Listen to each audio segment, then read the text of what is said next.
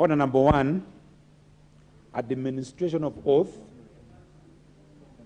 Order number 2, communication from the chair.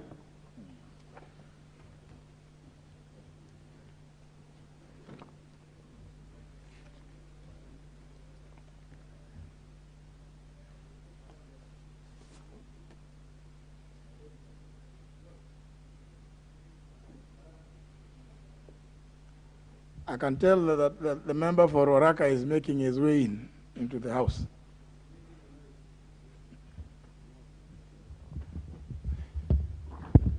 Honourable members, I wish to introduce to you a delegation consisting of the members of the African Parliamentarians Network Against Corruption, APNAC, Zimbabwe chapter from the Parliament of Zimbabwe, who are seated in the Speaker's room. They are in a delegation that comprises the following. 1, the Honorable Temba Peter Msiliwa, MP, Chairperson and Leader of Delegation. 2, the Honorable Shandrak Mataranyika, MP, Vice Chairperson. 3, the Honorable Pauline Mpariwa, MP, Member. The Honorable Manzimure Williams, MP, Member. The Honorable Saruwaka Trevor, MP, Member. The Honorable Coletta Mutambisi, MP, Member.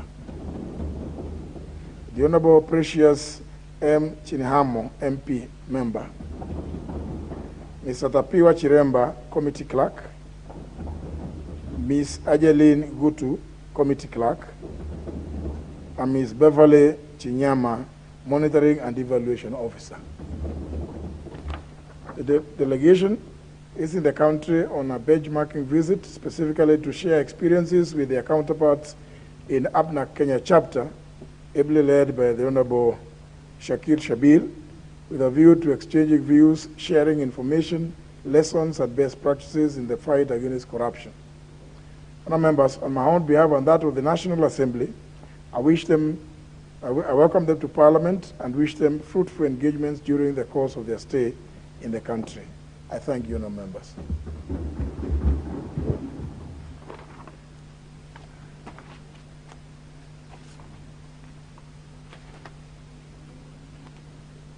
Order number 3, messages.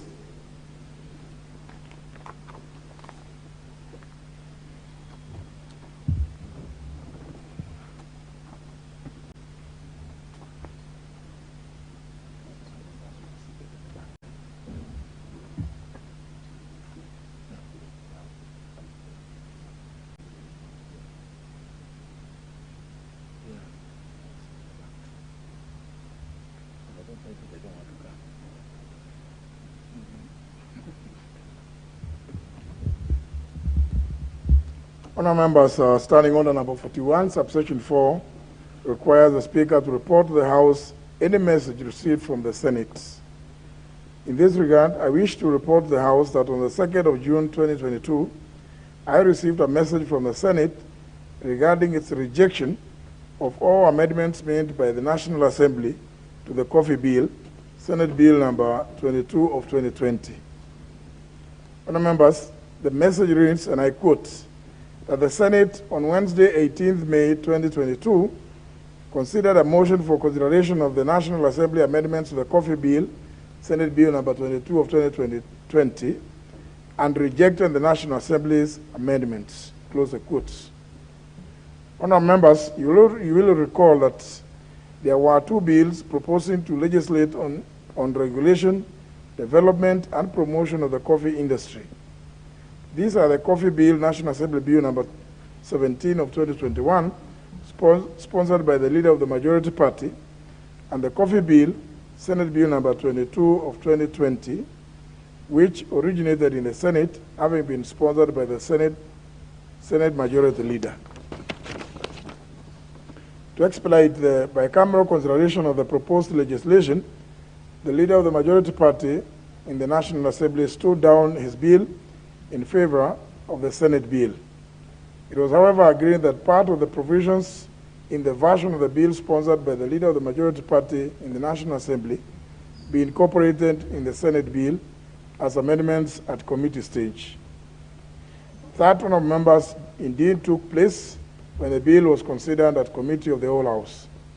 Thereafter, the bill was read a third time on 13th of April 2022, and the schedule to the National Assembly's amendments referred to the Senate in keeping with the requirements of our standing orders. Honourable members, it is the particular schedule to the National Assembly's amendments that the Senate has rejected.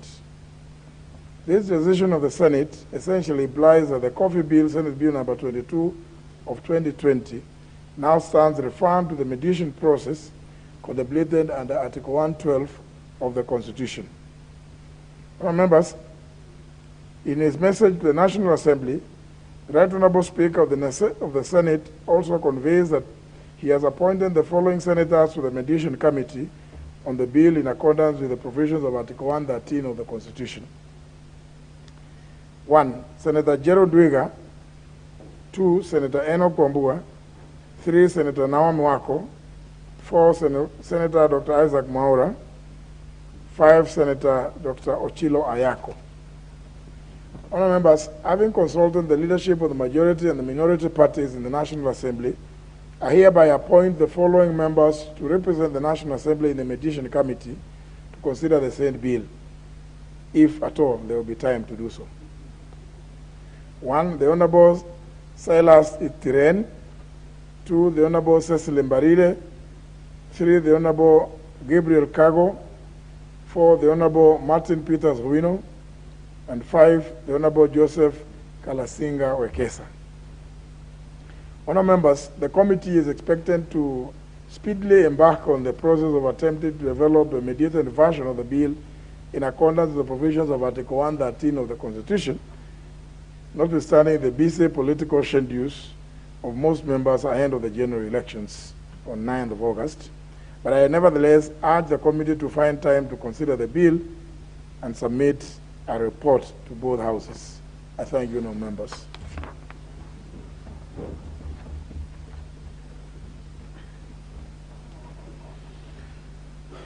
Order number 4, petitions.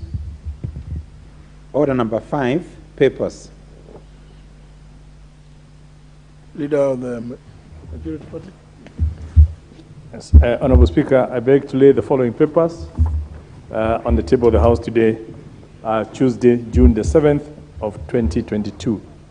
1, the African Union Convention on Cross-Border Cooperation, that's the Niamey Convention, and its explanatory memorandum.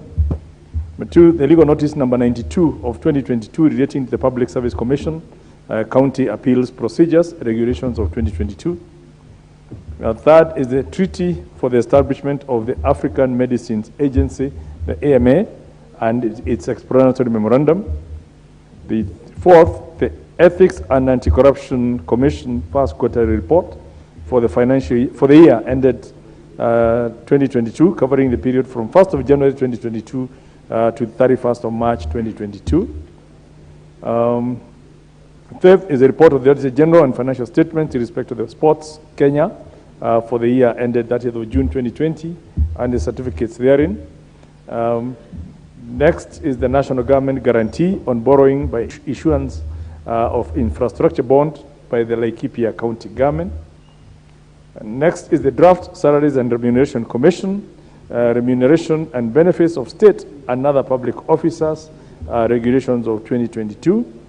And lastly, the report of the Auditor General and financial statement in respect of the COVID-19 Emergency Response Fund for the year ended 30th of June 2021 and the certificate therein. Thank you, Honourable Speaker. The Chairman of Budget and Appropriations Committee. Thank you, Honourable Speaker. Honourable Speaker, I beg to lay the following paper on the table of the House today, Tuesday, June 7th, 2022. That is the report of the Budget and Appropriations Committee on its consideration of Supplementary Estimate 2 for the financial year 2021-2022. I thank you, Honourable Speaker. There were some other papers to be tabled. Yes, Honorable Gladwell Tungo. Thank you, Mr. Speaker. Speaker, I beg to lay the following paper on the table of the House today, Tuesday, June 7, 2022. Report of the Departmental Committee on Energy on its consideration of a public petition number 005 of 2022 by Consumer Federation of Kenya regarding operations of the open tender system for importation of fuel products. Thank you, Mr. Speaker, sir. There was another report that I have approved. Where is that schedule? I thank you, Honorable Speaker. Honorable, yes, the chair of Departmental Committee on Transport, Public Works and Housing, and congratulations for, you are the first one to bring an exit report. Congratulations. Thank you, Speaker. The chairs of other committees, you are encouraged to borrow a leaf from the Honorable Kosing. Thank you. It means that also your secretariats have gone to bed. The Honorable TJ Kajwang, Justice and Legal Affairs Committee, exit report by tomorrow. The Transport Committee has done very well, Honorable Kosing. Yeah, thank you, Honorable Speaker. And of course, you know what this committee has been doing. It's one of the most effective committees. Indeed, it is. And I can see another chairman who is not even paying attention. I don't think whether he has prepared an exit report. This chairman. You know, he was a mayor. He has not maybe learned. But however, Speaker, Honorable Speaker, I beg to lay the following paper on the table of the House today, Tuesday, June 7th, 2022. Exit report of the Departmental Committee on Transport, Public Works and Housing for the 12th Parliament, 2017-2022. I thank you, Honorable Speaker, and I thank you for appreciating my committee.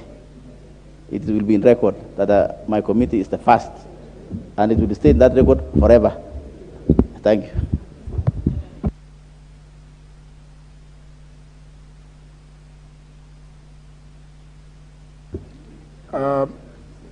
The chair of a committee on National Government Constituencies Development Fund. It is indicated that the chair of National Government Constituencies Development, Honorable Safula, please, if you could stay on a bit. I know you may wish to disappear, but please, honorable members, I think let's just develop a way of being able to sit in the House for about 1 hour. I know it is a difficult time, especially for those that may be under threat in the villages. Yeah? But please, you know, tell them to allow you to sit here the last week. You know, you'll be with them for a long time. And, you know, and if they decide to detain you there, they will be with them forever. So just stay here. Stay here. You are safer here. The chair of National Government Constituencies Development Fund, exit report. The chairperson, Parliamentary Caucus on Business and Economy. This is another caucus which has also done very well. They have an exit report. Who's the chairperson? Is this the Honorable Judy Jomo? The chair of the Parliamentary Caucus on Business and the Economy. He's not present, but they have prepared a very good report, exit report. The Honorable Suleika Hassan, on behalf of the Departmental Committee on Justice and Legal Affairs. Thank you, Honorable Speaker. I beg to lay the following paper on the table of the House today, Tuesday, June 7th, 2022. Report of the Departmental Committee on Justice and Legal Affairs on its consideration of the Supreme Court Amendment Bill, National Assembly Bill number 15 of 2022. No, don't, please. Let's not, don't, even if somebody wears whatever decoration, let them wear. This is the last week. This is the last week of the 12th Parliament. Please. On.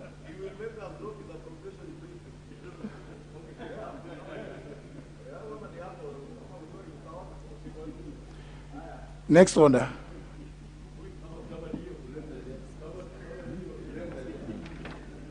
Order number 6, notices of motion. The chairperson, Budget and Appropriations Committee. Thank you. Thank you, Honorable Speaker. Honorable Speaker, I beg to give notice of the following motion, that this House adopts the report of the Budget and Appropriations Committee on the Supplementary Estimate 2 for the financial year 2021-2022, laid on the table of the House Tuesday, June 7th, 2022, and pursuant to the provisions of Article 223 of the Constitution and Standing Order 243A1, approves Kenya shilling 27,257,307,265 for the financial year 2021-2022, spent under Article 223 of the Constitution and it's as contained in the attached Schedule 3. 2, approves an increment of the total expenditure for the financial year 2021-2022 by Kenya shilling 70,847,524,597, being current estimates of Kenya shilling 65,012,661,186 and a capital estimates of Kenya shilling 5,861,863,411 in respect of the votes as contained in the attached schedule. And 3, resolves that the attached schedules forms the basis for the introduction of the second supplementary Appropriation Bill 2022. I thank you, Honorable Speaker.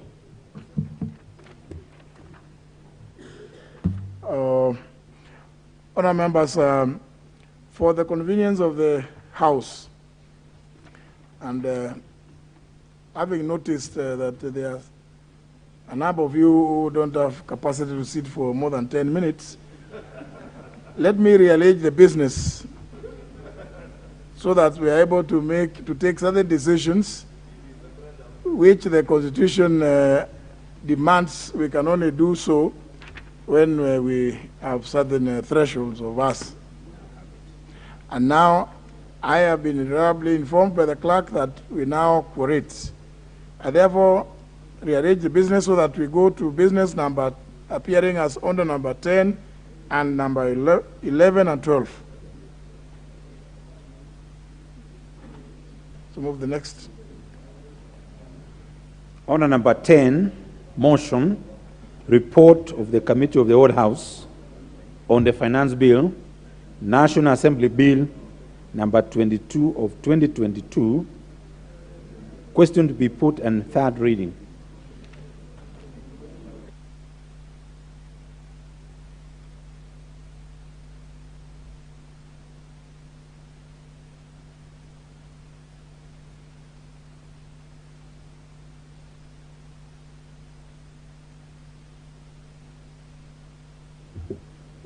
Let me clear this. Let me clear. Shakir.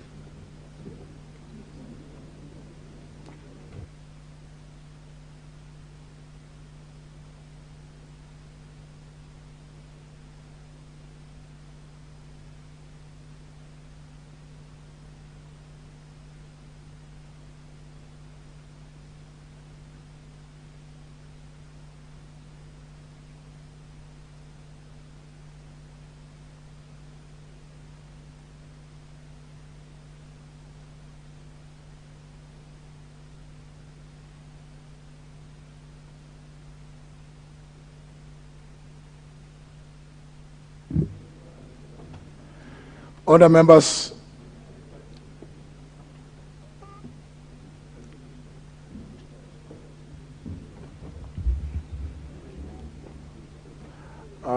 we are going to deal with the business appearing as order number 10, which is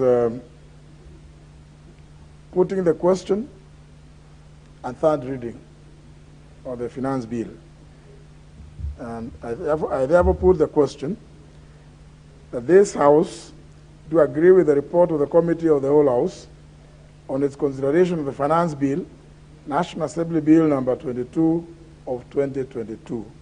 Will as many as that opinion say aye? Aye. Will as many as the contrary opinion say nay? The ayes have it.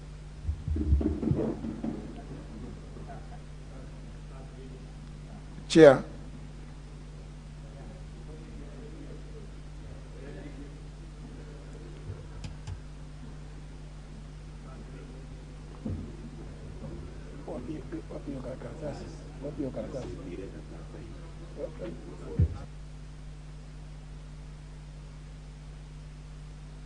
Honorable Yenya.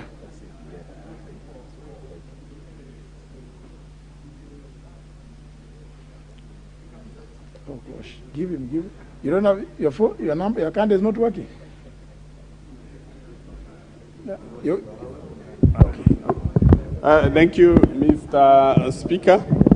I wish Mr. Speaker to propose that the report, to move that the report on of the committee, that the finance bill and the National Assembly Bill number 22 of 2022 be now read at that time, and I wish to invite Honorable Wangwe to support, to second.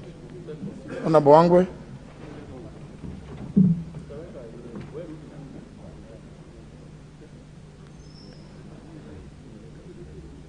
Honorable Wangwe. Oh, sorry. What is happening?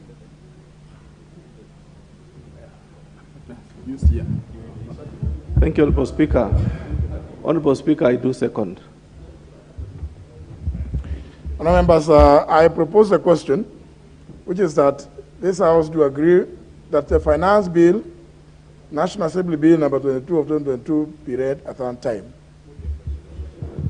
So instead of the House, I put the question, which I hereby do, that the finance bill, National Assembly Bill number 22 of 2022, be now read a third time. Will as many as that opinion say aye? Aye. As many as the contrary opinion say nay? The ayes have it. Yeah.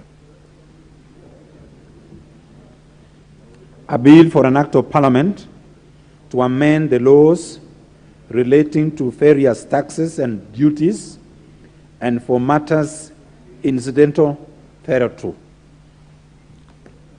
Next order. Order number 11, the Traffic Amendment Bill, National Assembly Bill number 60 of 2021, question to be put. Honourable members, debate on this bill was concluded last week. What remains is a question to be put, which I hereby do. That the Traffic Amendment Bill, National Assembly Bill number 60 of 2021, be now read a second time. Will as many as that opinion say aye? Aye. Will as many as the contrary opinion say nay? The ayes have it.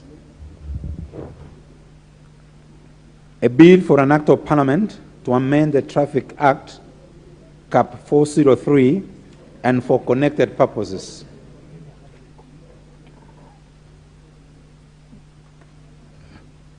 Sorry.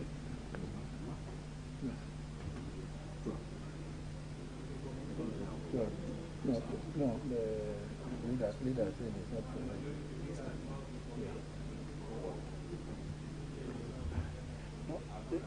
Order number 12, report of the Committee of the Whole House on the amendments to the standing orders.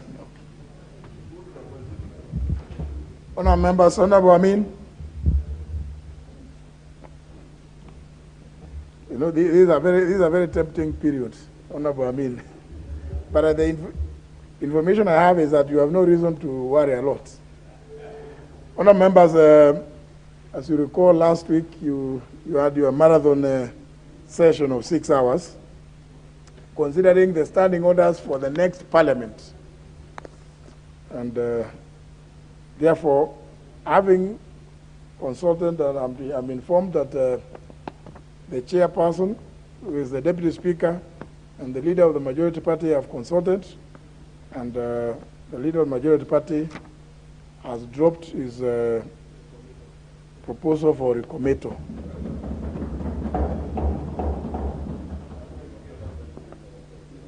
I therefore, honour members, I therefore put the question, which is that this House do agree with the report of the Committee of the whole House on its consideration of the amendments to the National Assembly Standing Orders, and notes its resolution made on June 2nd, 2022, 1, that pursuant to the provisions of Standing Order 265, the amendments made to the Standing Orders shall commence upon the expiry of the term of the 12th Parliament, and 2, that despite paragraph 1 above, the proposed new Standing Order 259F, subsection 5, relating to members' biodata and roll, shall take effect immediately. Will as many as of that opinion say aye? Aye. Will as many as of the contrary opinion say nay? The ayes have it. Order number 8, procedural motion, extension of sitting time until conclusion of specified business. Well, now, Honorable Kisang, now that I can see you are through with your afternoon sitting, at least you can tell the villagers that you have made standing orders for the next Parliament, where I believe you intend to be an active member. Proceed, Leader of Majority. Honorable Speaker, I beg to move that pursuant to provisions of Standing Order number 33A, this House orders that should the time appointed for adjournment of the House be reached before conclusion of the business appearing under Order number 18, on today's order paper, the sitting of the House shall stand extended until the conclusion of the said business. Honorable Speaker, as members are aware, we are living in very difficult times. We only have tomorrow and the day after tomorrow to conclude the business of the 12th session, and hence it will be good if we could clear as much as possible on the pending business that we believe is critical for this House and can be done. Honorable Speaker, as I move this extension, I want to recognize that last week the House did sit up to midnight, and it was very commendable to see members dedicated and transacting business for the nation up to that time. And especially, I want to commend the member for Kikuyu, member for Garissa. I saw them in the House, and the Honorable Kandie, and a few others who are there, and the member for Edebes. And I'm sure they'll be here until midnight today. I doubt that the Honorable Kandie was there. He was there for some time. He was there for some time, eh? And then he was there in spirit. But I think that it's so heartwarming to see members staying this long, especially as we come to the tail end. And because by the time we get through to, the PIC report, it will be good at least to ensure that we can recognize the good work that's been done by PSC, which is appearing under Standing Order Order number 18, and as we go home, that report will have at least been discussed by this House. So, Honorable Speaker, really I don't want to belabor the point. It's straightforward. It's a request to the members, because if we're able to finish everything, then on Thursday we go home. We don't have to think of extending to next week to be in tandem with the other House, and then we can go on campaign. So, Honorable Speaker, I beg to move and ask the Honorable Kimani Ichung'wah, member for Kikuyu, who stood in this House and was there, to repeat the magic and to second this motion. Honorable Shongwa. Honorable Speaker, I beg to second the procedural motion and indeed commend the leader of majority that even from London he could be watching up to midnight the important business we were transacting. I second, Honorable Speaker. Because I put the question. Member for Eldama Ravine. Honour members, just to draw your attention to the existence of a supplementary order paper. So the order that the Honourable Leader of Majority made reference to is actually now order number 19. I propose the question that pursuant to the provision of standing order 30, subsection 3, paragraph A, this House orders that should the time appointed for adjournment of the House be reached before conclusion of business appearing as order number 19 on today's order paper, the sitting of the House shall stand extended until the conclusion of the said business.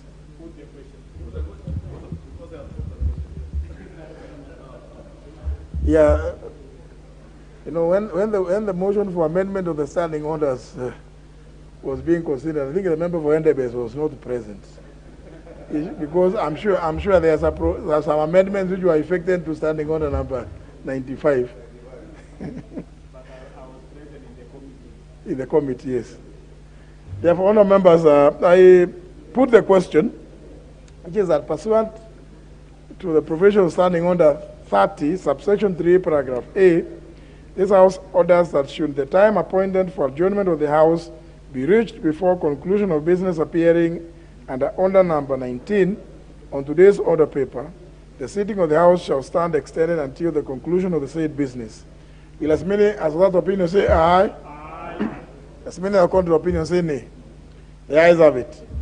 Honour members, just also to announce that before we go to the next motion, that I have also permitted the chairman of the Public Accounts Committee, the Honourable Wandai, that should he be ready with his report for the 2019-2020 National Government Accounts, report of the Auditor General on the national government expenditure and accounts, he will be at liberty to table that report and give notice, because the Honourable Wandai has given an indication that he desires that before the House adjourns sine die, this House should have concluded consideration of that other reports.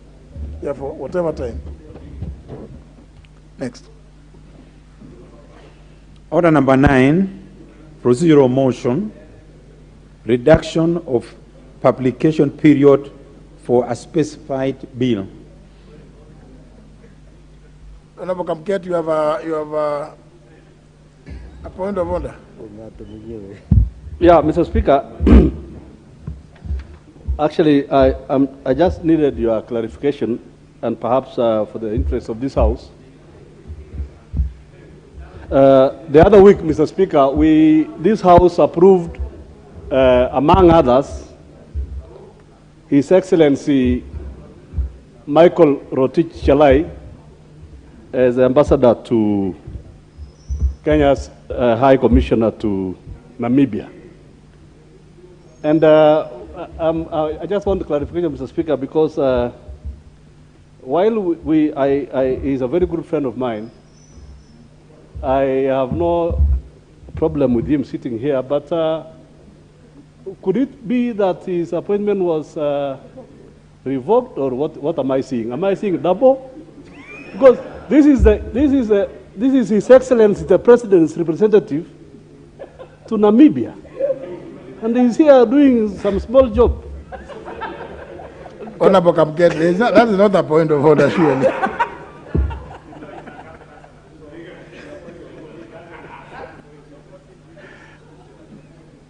Honourable Kamket,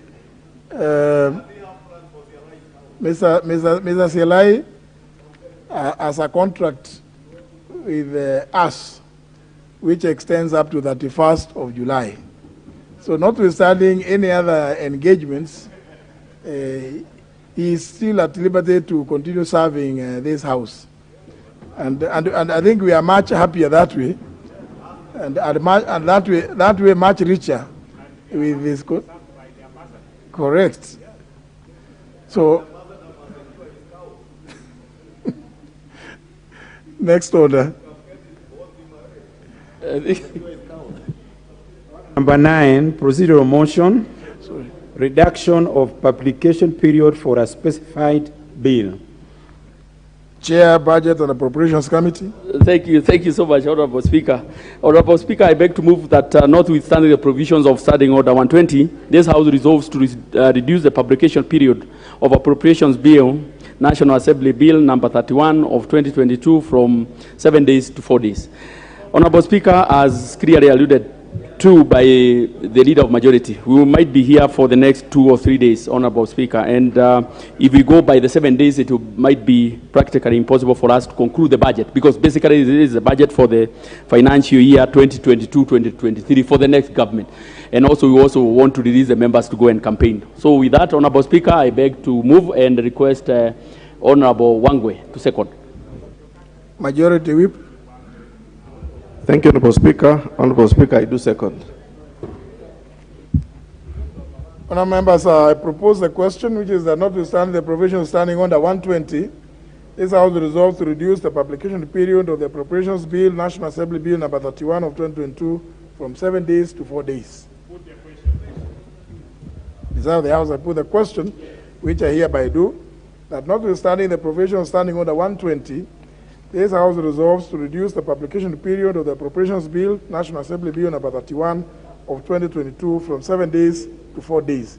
Will as many as that opinion say aye? Aye. As many as contrary opinion say nay? The ayes have it. Order number 13, the Appropriation Bill, National Assembly Bill number 31 of 2022, first reading.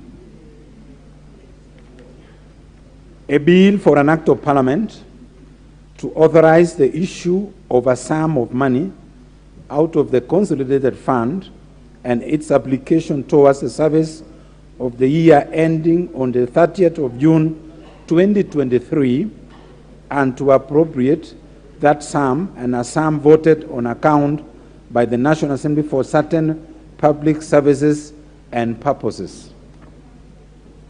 Order number 14, the Appropriation Bill, National Assembly Bill number 31 of 2022, second reading.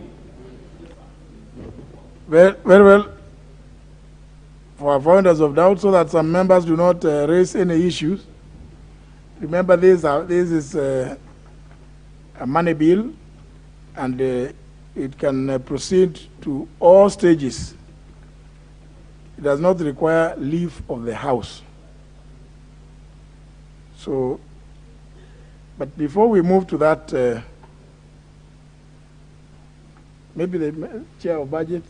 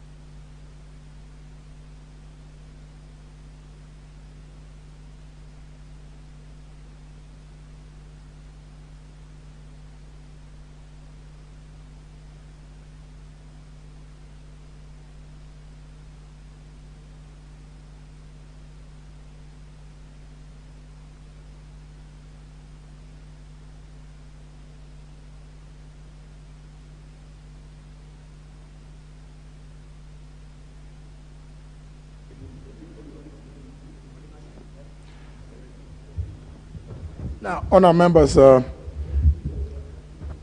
after consultations,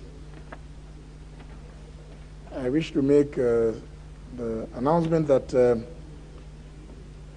business appearing as order number 14 will be stayed, that is the Appropriations Bill number 31 of 2022, in second reading and in committee, so that to enable the House to debate the special motion appearing as order number 16, variation of public debt ceiling.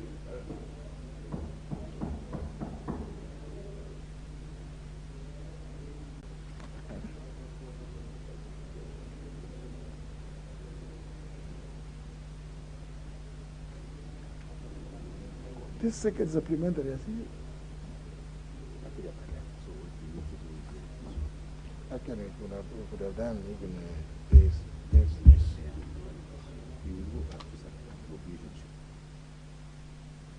Yeah. Safe to make these announcements, honour members, that when we go to business appearing as number 15, which is Committee of the Whole House, there will be no consideration of the National Assembly standing orders. The proposal for recometo, which was from the Leader of Majority Party, has been withdrawn. There will be no recometo, no consideration of the Finance Bill, since the proposal for recometo has also been withdrawn.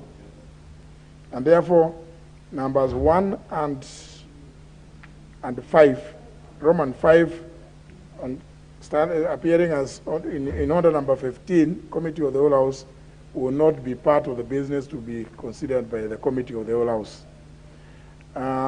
Secondly, there will be consideration of the business appearing as order number 4, Traffic Amendment Bill, with the leave of the House. It will be considered in Committee of the Whole House with the leave of the House. The Honourable Mover, the Honourable Kamket, has only one small amendment. So it will be, he proposes to move it, since you just voted for the bill in second reading today, but debate was concluded last week. So it will be considered in Committee of the Whole House, but with the leave of the House. Let me just make this one more announcement. Before the House proceeds now to that business, if and when it does, being a consideration of that, of the various bills in Committee of the Whole House, I have received amendments proposed by the nominated member, the Honourable Godfrey Osotsi, proposing to delete clause 3 of the bill, that's the Traffic Amendment Bill, National Assembly Bill number 60 of 2021, and substitute the clause with a different provision. The proposed amendment seeks to repeal and replace Section 16 of Cap 403 to, among other things, require that all vehicles on Kenyan roads that have been operated for a period exceeding 4 years and from the date of manufacture be subjected to an annual inspection by the National Transport Safety Authority. They shall include emissions testing in accordance with the standard prescribed by the Kenya Bureau of Standards with a view to establishing the levels of carbon monoxide and hydrocarbons emissions. The amendment also seeks to levy a fee on Kenyans for purposes of licensing under this act, under this part. Honourable members, my perusal of the amendment proposed by the nominated member is that while the amendment may look noble, as it is aimed at protecting the environment, it has far-reaching effects on the capacity of the NTSA to carry out this inspection annually, and which has not been established. In addition, with respect to the amendment on imposition of a fee to members of the public proposal, it has money bill effects as defined under Article 114 of the Constitution, as it will entail levying fees on Kenyans for purposes of licensing. In this regard, and in keeping with the provisions of Article 114, Clause 2 of the Constitution, which provides that on money bill motions, in quotes, the House may proceed only in accordance with the recommendations of the relevant committee after taking into account the views of the Cabinet Secretary for Finance, close the quotes. I regret that I will not permit the proposed amendments to be considered by the House. Further, Standing Order 133, Clause 5, prohibits amendments to bills that unreasonably or unduly expands the scope of the bill, taking into account the need for public participation as contemplated under Article 118 of the Constitution. Clearly, the proposals by the Honourable Sotsi would expand the scope of the bill to such an extent that the need for public participation would not be lost. Honourable members, for these reasons, I regret that I have disallowed the proposed amendments by the Honourable Godfrey Osotsi and order that the amendments by the member as contained in the order paper will not be proceeded with, and the House is accordingly guided. Thank you.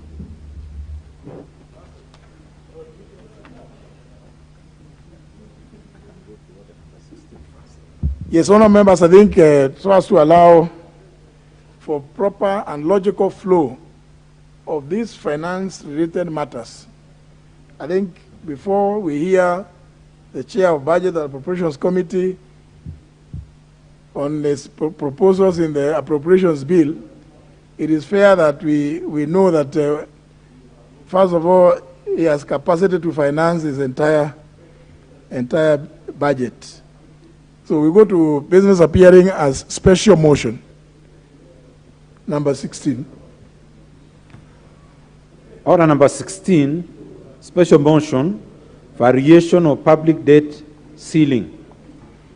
Leader of Majority. Yes. Thank you, Honourable Speaker. Honourable Speaker, I beg to move that pursuant to the provisions of Section 52 of the Public Finance Management Act of 2012, this House approves the Public Finance Management National Government Amendment Regulations 2022, published as legal notice number 89 of 26th of May 2022, thus approving the amendment made to the Public Finance Management National Government Regulations of 2015 Principal Regulations in Regulation 26.1 by deleting paragraph C and substituting therefore the following paragraph. The new C to read, pursuant to the provisions of Section 52 of this Act, the public debt shall not exceed 10 trillion shillings. Honourable Speaker, as members will recall, when the Cabinet Secretary for the National Treasury and Planning appeared before this House to highlight the estimates and financing proposals for the financial year 2022-2023, he did allude to the fact that he would be making a proposal to the House to, in the first instance, to change the manner of computation of debt or debt limit as to be capped at 55% of the GDP. And thereafter, the draft was then tabled in the House and given to the Committee on Delegated Legislation, and consultations commenced as per Section 5 of the Statutory Instruments Act, which require that any regulatory making authority to consult in instances where the proposed regulation may have an indirect effect on business, among other reasons. And as the consultations were going on, it became very clear that even the proposed formula of 55% of GDP at net present value terms was making it much more complicated, and hence we needed to get to a situation where people can relate and say what exactly is our debt limit, rather than be pegged on is the net present value at rates that are being determined by different players. And without that standardization, then the committee did suggest that perhaps we need to go with what is known. We know the debt limit right now is 9 trillion.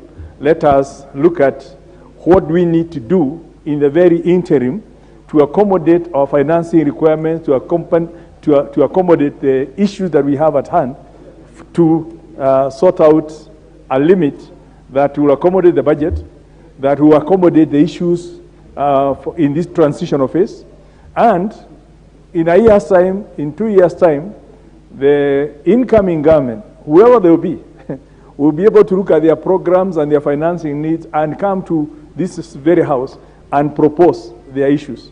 So this is the very interim measure that we are proposing here today. Because as we were looking at the BPS, members will remember, it became very clear that the proposed estimates within the BPS were going to overshoot the 9 trillion set ceiling by some figure. And even a shilling is overshooting. But the figure was in the order of 200 billion, 400 billion, and I think it has since shifted. And I'm sure the chair of budget will give us the exact figures in terms of that. So realistically, we are in this situation where we cannot do a budget for this country now unless we adjust our financing limitation that we put on ourselves. We've just passed the finance bill in this House. And I believe within the measures that taxation measures that have been proposed was to raise an extra 57 billion over and above what we were collecting last year. But this House has also looked at some of those measures and said they hurt the common man. They increase the ordinary pain of the ordinary Kenyan. And some of those have been reduced with the effect that they have reduced that projection of 57 billion to somewhere like 32 billion. So we already know what we can get from taxation. We already know what we can collect from our tax revenues. And the balance must be what can only be financed realistically through borrowing. Hence, we know that whatever happens, we must be able to increase our budget, because the alternative would be to look at the total budget and slash the budget across the board by 600 billion. But what does that do to the incoming administration that will be voted in by Kenyans in August of 2022? It means that we will be giving them that this House has passed a budget that is unrealistic. It cannot be able to finance the operations by 600 billion. And because you can only vary the budget by 10%. What it means is that even in the best, at best if they bring a supplementary, it will need to increase by something close to 150 billion. And hence, we will have emasculated them by 400 billion. So the most important thing is we must remember that we are in a very unique situation. We are doing a budget for an administration that is out there planning, making its plans on what to do. But we must provide at least for the very basics. There are salaries to be paid. There is debt to be repaid. There is, there is the consolidated fund services, pensions to be paid. And all those things have to be budgeted by this House.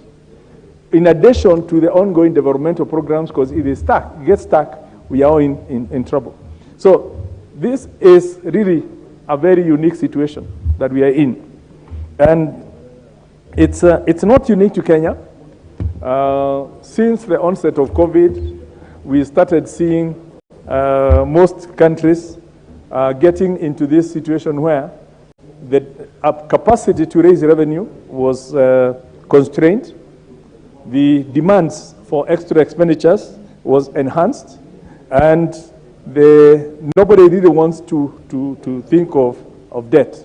And this, the original dilemma of taxes versus debt was now expanded to this other trilemma that also we are having expanded spending. So, Honorable Speaker, it may look like, I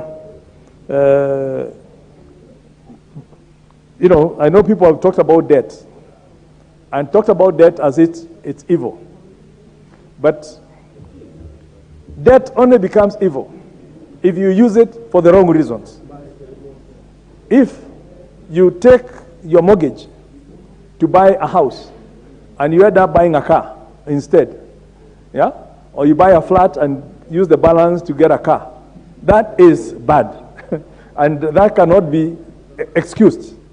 But if you take your mortgage and you buy a house, you are better off than the person who decides that because they hate debt, they will start accumulating a pile of stones every month until they have enough stones to build a house.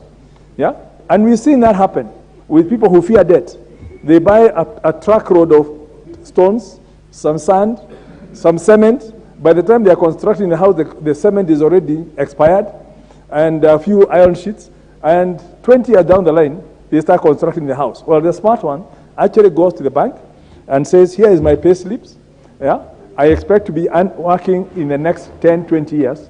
And hence, my cash flow into the future is I can leverage on it to actually take a debt, buy a house today, and enjoy the benefits of that house forever. It's the same thing with countries. We've taken into account that SGR will be there for 100 years. Yeah? So the debt taken on the SGR cannot be paid for in the next 5 years. It will be paid by 5 generations of Kenyans over the next 100 years when the SGR will be used. And hence, we shouldn't be really worried about debt so long as a house, we can look at where is this debt being applied. And I believe in this house we have the reports that have been submitted in terms of what the debt has been used for. And the latest I think I tabled here was relating to this particular year, I think to March of this year. So members may want to look at those reports and say, have we used our debt as we plan to?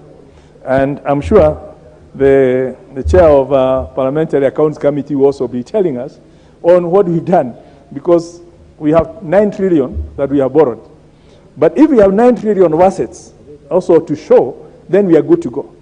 And indeed, or 13 trillion to show. So it means that we have actually leveraged, we have borrowed 9 trillion and created assets worth 13 trillion. So we are 4 trillion better off on a simplistic basis. And hence, so I want to debunk the myth that borrowing is bad. Indeed, the IMF used to be one of the advocates of trying to tighten up and say countries should not borrow beyond 60%.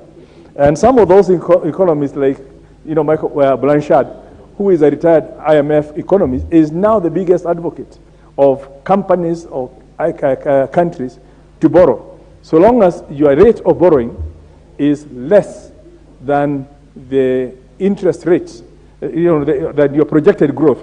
So it's a growth-adjusted interest rate. If your interest rate is lower than your growth rate, then you're encouraged to borrow and crank up your economy to grow at a faster rate than it's costing you to invest in it. And it's the same thing, like we are saying. The only reason we encourage members of parliament to borrow is because the mortgage rate is lower than the inflation rate. And hence, it makes sense to borrow today and have a house than trying to save your money or even using the crude ways of accumulation of stones to ever build that house. Now, the ideal situation would really be not even talking about the absolute figure of 1 trillion, an extra 1 trillion, would be a percentage of GDP. And hence, I'm looking at this as a very interim measure.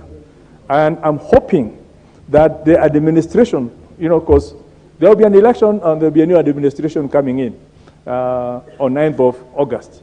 And I would want to encourage them to actually come into this house. And we have, a rate-based cap that it's so much as a percentage of GDP or as a percentage of something else, so that as your GDP increases, so should your capacity to borrow. As you borrow, so should your GDP also increase, so that we are not limited. Like I imagine the member, TJ Kajwang, if he was told, you can only borrow 5 million regardless of your earning capacity. You're basically ignoring the earning capacity of that person and putting everyone at par. But when you say that you can borrow a certain percentage, which is what SACCOs do, you borrow based on your shares, right? So the more shares you have, the more capacity you have to borrow.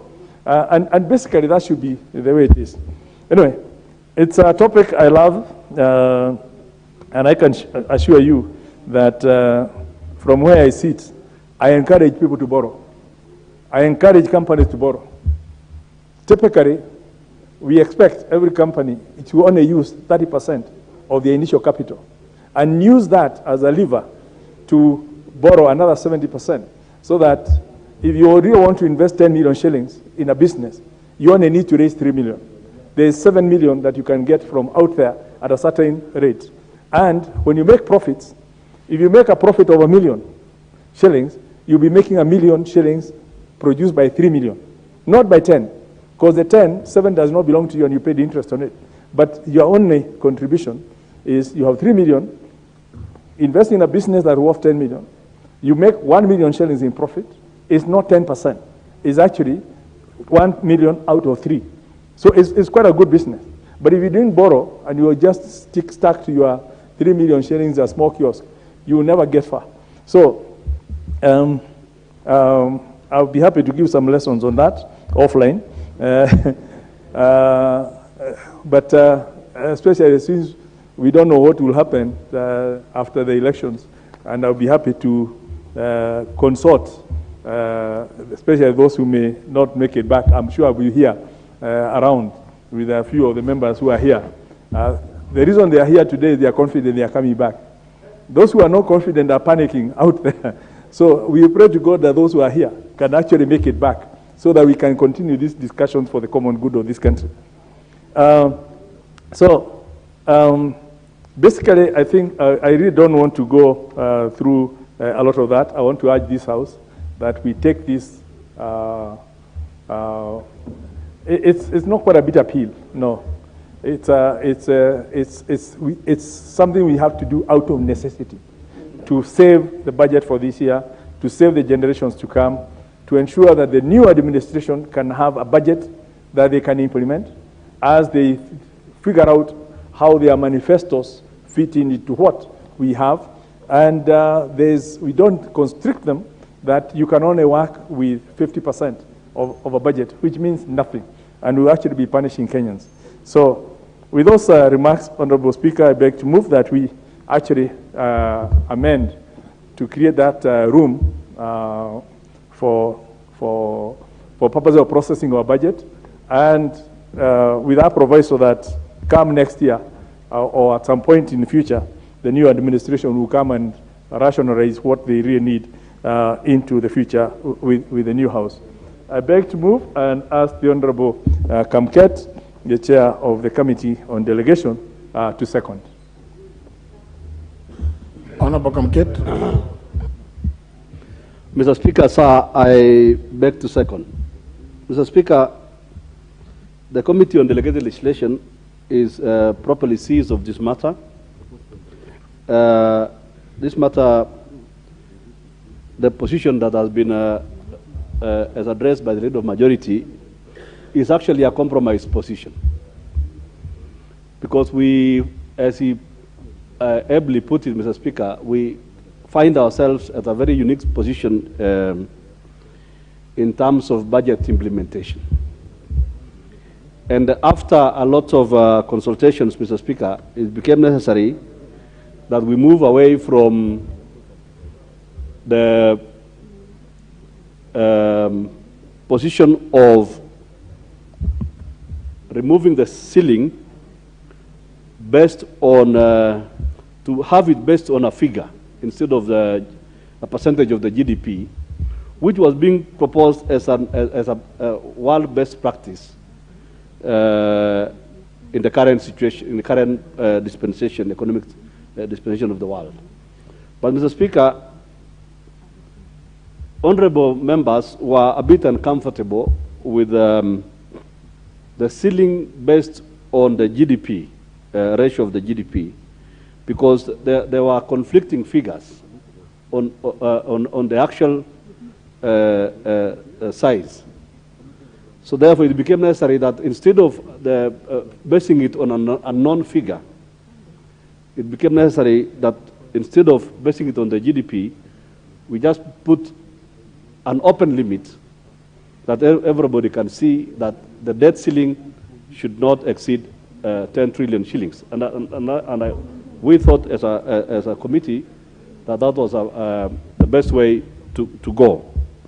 So, Mr. Speaker, I beg to second. I thank you.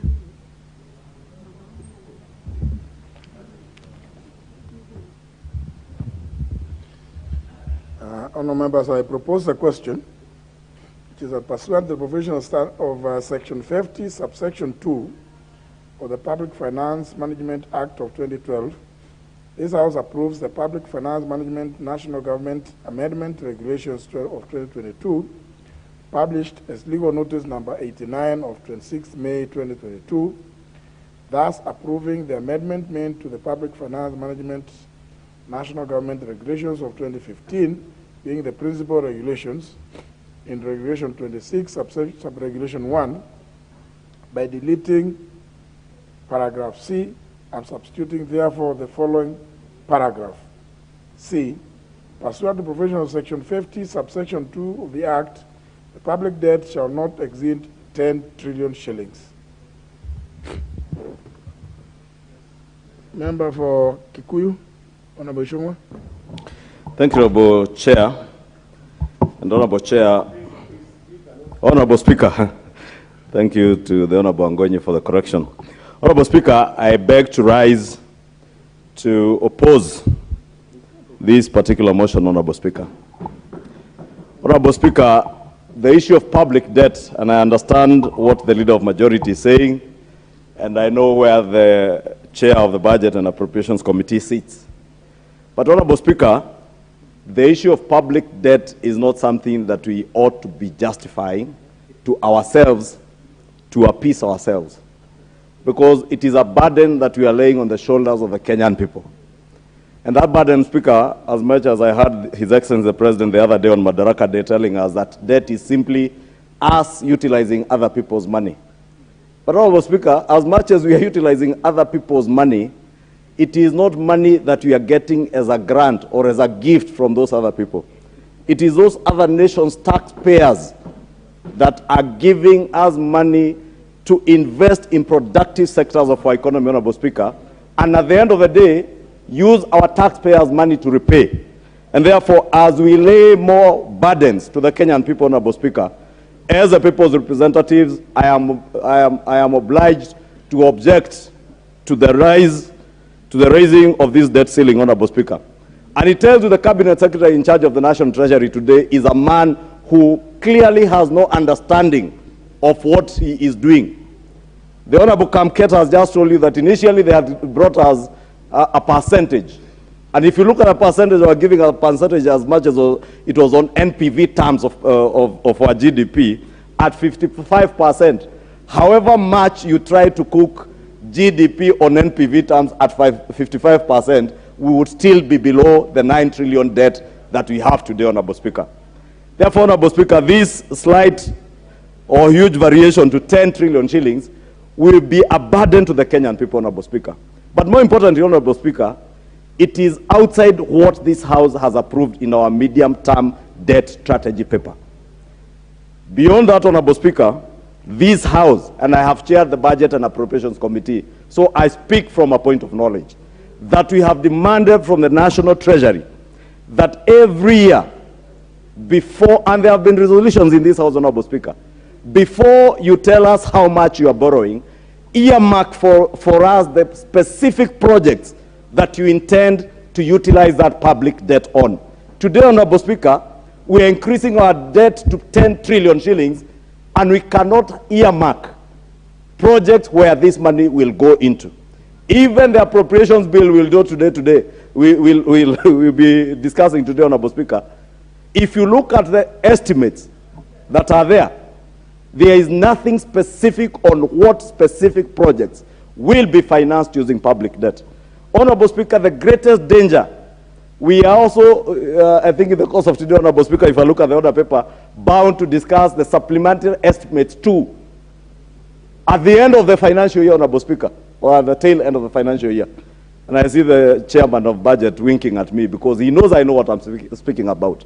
Honorable Speaker, the reason why we are doing a supplementary estimate too is because we spend out of the budget, Honorable Speaker.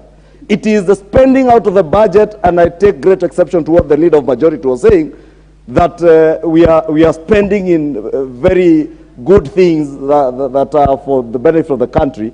Honorable Speaker, you beg to ask yourself, when you spend things that are out of the budget cycle, you will end up borrowing.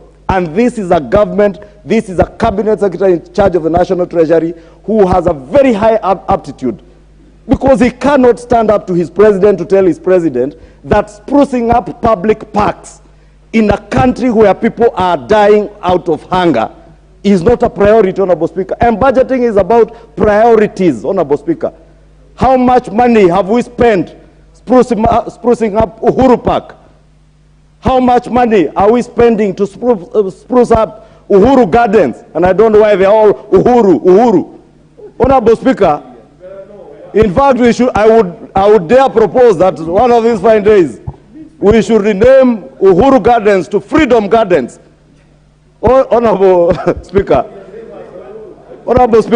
I am not saying this because I have anything against anybody, but I have a problem when we spend money in non-priority areas and more so spend public debt.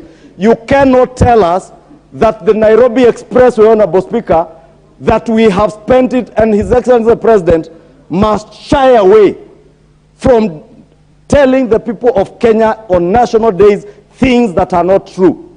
That the Nairobi Expressway has not spent a coin of our taxpayers' money.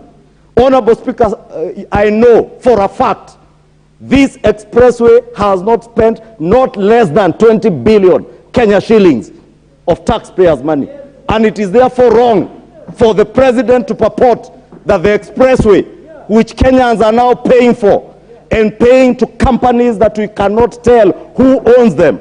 Look at the CR2 of the company that is managing the expressway, Honorable Speaker. A company that is registered in Dubai, Honorable Speaker. As a single shareholder, the Chinese on that CR2, and I've seen it, Honorable Speaker, are mere proxies. Honorable Speaker, these are issues that if we as a parliament are shy from discussing, Honorable Speaker, and we sit here today and approve a debt of 10 trillion shillings, we are killing Kenyans with a burden that they cannot bear. It is okay to borrow, and I have said this before. But a nation, and even ourselves, I heard the leader of majority saying that if you have the capacity to take up a mortgage of 5 million shillings and you're able to pay, well, go ahead.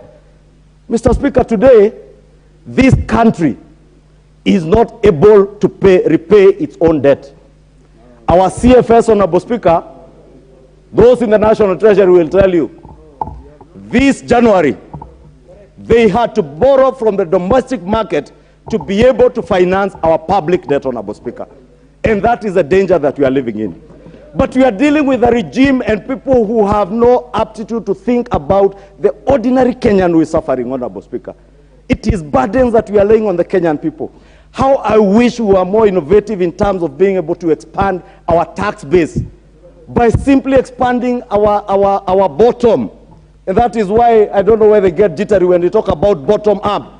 Bottom up simply means that we will expand our tax base at the bottom of the pyramid, the economic pyramid, Speaker, so that we get more taxpayers into the tax net. Honorable Speaker, we must also reform our KRA. I do not know why today, Honorable Speaker, KRA, if you speak to DG Mburu, he will tell you for the last 3 years, he has not been able to recruit new staff. Honorable Speaker, when we gave them money in 2019, I think 2019-2020 budget, the first supplementary, after I left the seat of chair budget, that money was all removed. KRA today is an institution today that we must restructure and renew so that even part of the money they are collecting from taxpayers is done as a percentage of what they collect. We must recapitalize or rather empower KRA in terms of the amount of money that they get and maybe probably give them something close to 5 or 7.5% of the revenues they collect, so that we encourage them to pay their staff better, be able to recruit more people, and be able to collect more money from taxpayers. There are very many people in this country who do not pay taxes, Honorable Speaker. But what we are confronted with today is a regime that is more intent on killing business, Honorable Speaker, than encouraging taxpayers. Today, Honorable Speaker, if you go to Naivasha, a thriving business that was being run by the lady called Tabitha Karanja, simply because Keroche Brewery is, Honorable Speaker, simply because and out of her political affiliation, Honorable Speaker, that factory today is closed down, rendering close to 3,000 people, taxpayers, jobless, Honorable Speaker.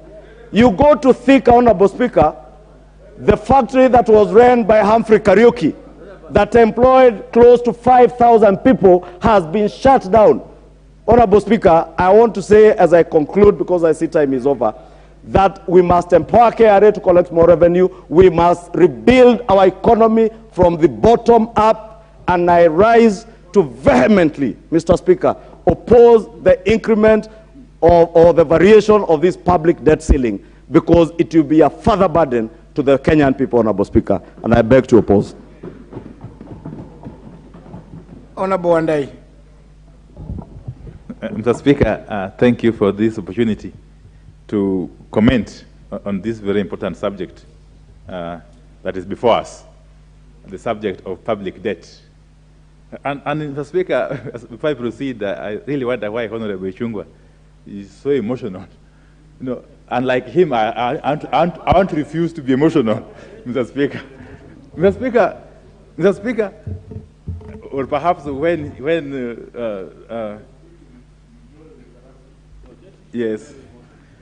Mr. Speaker, let me proceed and protect me from the honorable buyer. Mr. Speaker, you know, I have the advantage of having been the chair of the Public Accounts Committee. And this is a matter we have pronounced ourselves on. Last time in our last report that we tabled here, it was adopted last week, I think, the 2018-2019 report. I've got two issues, Mr. Speaker. Firstly is the matter of the record itself of the public debt. This is an issue that we keep to haggle around.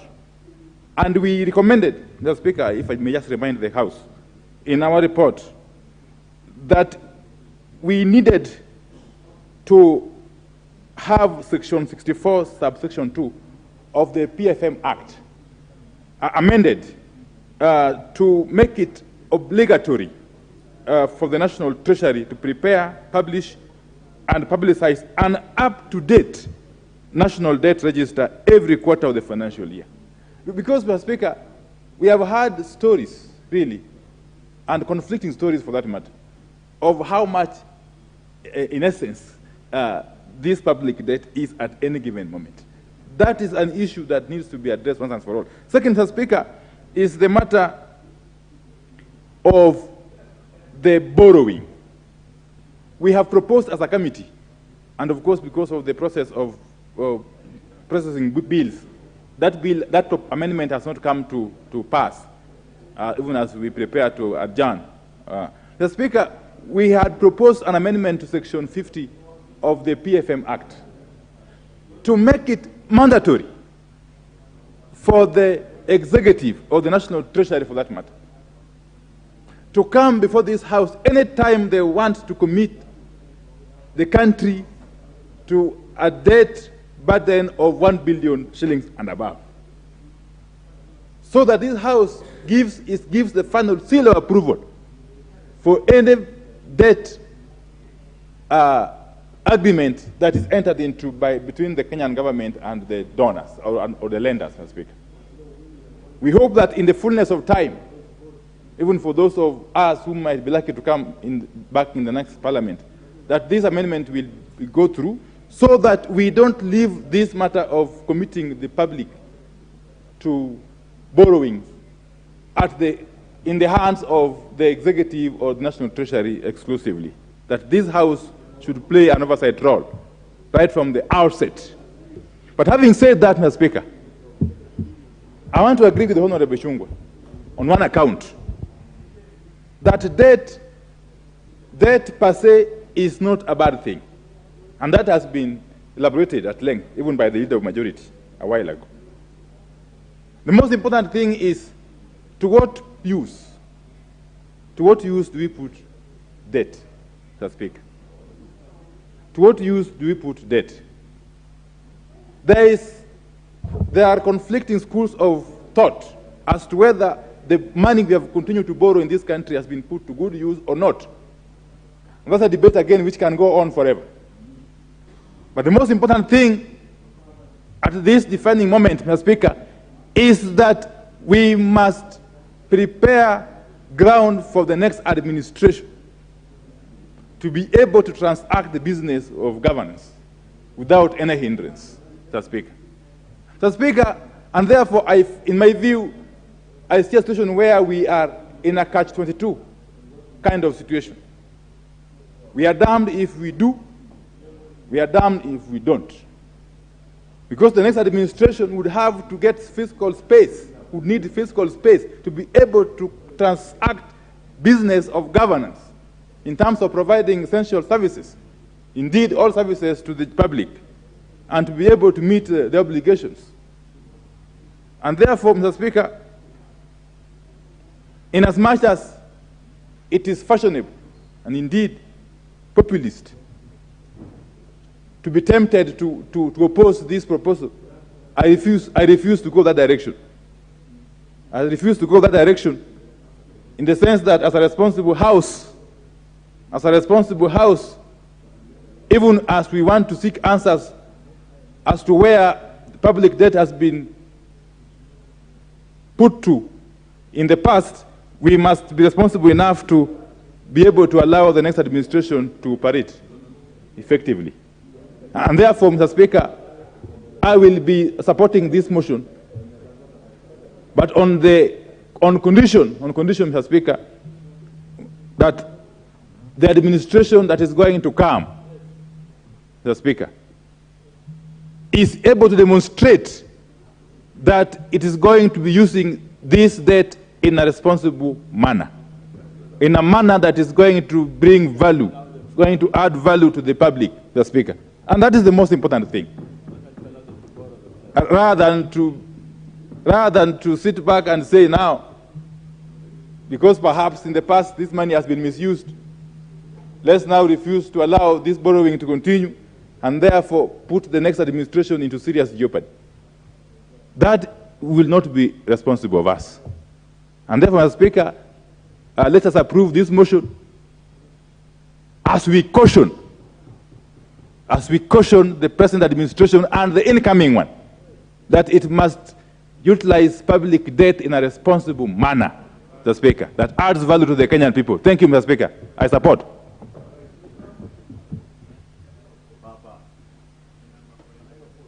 You see, I'm surprised at the tail end of the 12th Parliament, the member for Kitutu Church North doesn't.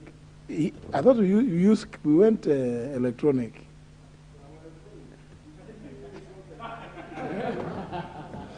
You don't just put it there. You also press. But also just to inform the Honorable Jimmy Ngwenyi that the standing orders which you've just approved have actually established a committee of this House to deal exclusively with the matter of national debt and privatization.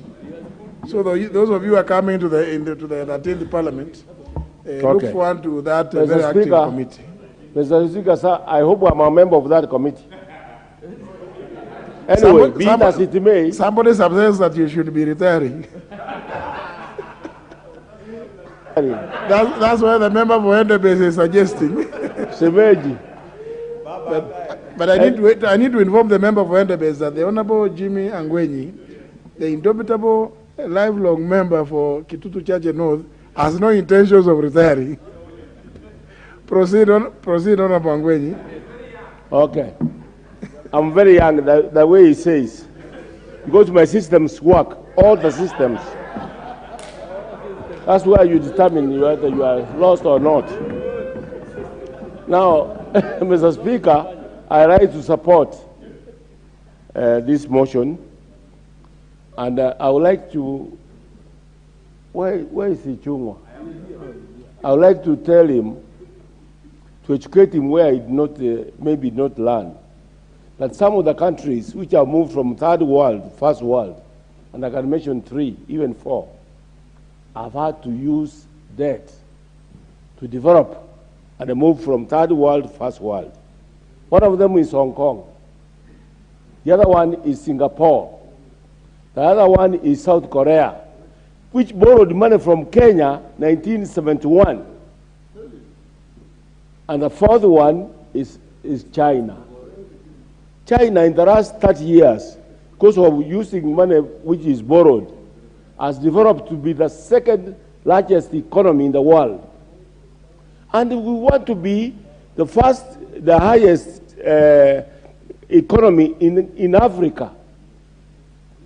To do that, we need to borrow money, we need to invest, so long as we apply it in proper investments. Like the one which has been, which was launched yesterday, whereby we insist on manufacturing. Mr. Speaker, a few years ago, I attended a World Trade Organization meeting in Hong Kong. And in the morning, when I went for breakfast, I could see a lot of people. But between morning and 6 o'clock, between 8 and 6 o'clock in the evening, you don't see anybody even on the road. And I asked our consular, what's happening? Where these people go? And he told me, let me take you around. He took me to a place, a factory which was manufacturing candles. And he said, this is a factory manufacturing candles and has got employees, 2,000 employees. And there's an order from Kenya of 30 million shillings for candles, which you can manufacture in Kenya. And he told me, these candles are manufactured out of crude oil, which they get from Saudi Arabia. Saudi Arabia is closer to Kenya than it's to Hong Kong. And he took me to another place where they're manufacturing clothes. And he told me this factory has got 5,000 workers. And there's an order from Kenya of 50 million shillings for clothes. And they said, this factory has got an order of that much. But also, that part of that order is for mitumba. The clothes which have been used, which this factory buys, then it sells to Kenya. And they said, that manufacturing factory of clothing gets their wool, their cotton from West Africa, from Senegal. And Senegal is closer to Kenya than it is to Hong Kong. So what I'm saying is that if you can spend that money well, spend it in manufacturing, spend it, Yeah, there's somebody is disturbing me from there. You know? I'm saying, if we apply the investment, the debt, appropriately, if this House can insist that whatever we are seeking in debt must be applied to specific projects. If it's manufacturing, specific manufacturing, then this country will move to the first world instead of being third world. Those few remarks, I was going to close, but I cannot close after his interjection. When we raised the money from 6 billion to 9 billion, he was the chairman of budget. And him and my chair of Honorable Limo, a very nice man, and they were cheering. It was rigged out, I understand, but which is very bad. Now, Ichungwa was the one spearheading the increase from 6 billion to 6 trillion to 9 trillion. Now he's opposing only 1 trillion. I can't understand that. With those few remarks, I beg support.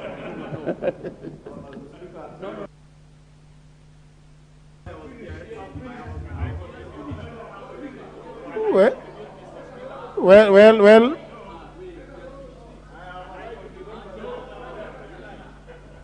Let me hear the member for Alego Usonga.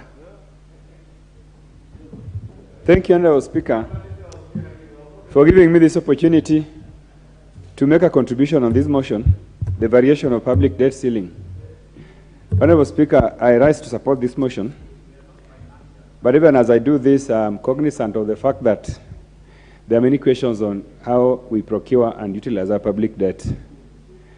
But Honorable Speaker, I support this motion because recently I raised a question with Treasury on how much money, or what percentage of public debt has been spent in my constituency for the last 10 years. And Honorable Speaker, the answer I got was that the government has spent about 150 million Kenya shillings in constructing an administration block at SIA Institute of Technology, which is domiciled in my constituency. And I asked myself, Honorable Speaker, if the public debt is 9 trillion, and my constituency, which consists of about 400,000 people, have only benefited 150 million Kenya shillings, yet the debt is around 9 trillion. It means, therefore, that I need to fight for my people to benefit from this debt.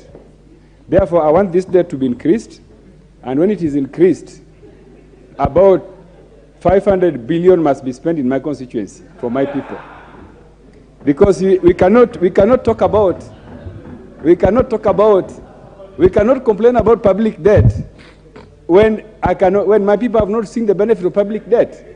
So, Honorable Speaker, what I want to say is that we are going to borrow more and more until my people benefit from public debt. The public debt is not as high as possible. We cannot say the public debt is high until my people benefit from it. So I want to urge Honorable Chungwa that if you think public debt is high, it is high in your constituency, not in my constituency. Honorable Speaker, let us support this motion because the incoming government will need resources to be able to run the government. But Honorable Speaker, more importantly, let me say that I think this parliament is failing. The way we audit or monitor budget is not the way it should happen. Because I think the budget is being run through executive fiat. And if this House is going to be very serious, then we could find a way of monitoring the budget and ensuring that whatever we budget for is spent appropriately. And I want to urge the House that in future, let us reject this issue of Article 223 being used to spend money outside the budget. It's not right. But for now, let us support this motion. I support it. And I want to urge the incoming president, Raila Odinga, to ensure that this part of this debt is used in Alego Usonga. Thank you. Honorable Atandi, you are aware that the control of budget makes quarterly reports on budget implementation. And those reports are always tabled here. Some of those documents that have always been tabled here by the leader of majority, but I've always said, departmental committees, please look at those reports, because you will be able to monitor and raise the red flag at the appropriate time. So even as you say this towards the tail end of the 12th Parliament, you are now saying that you have failed, because the reports from the control budget are there. And they indicate how the budget is being implemented.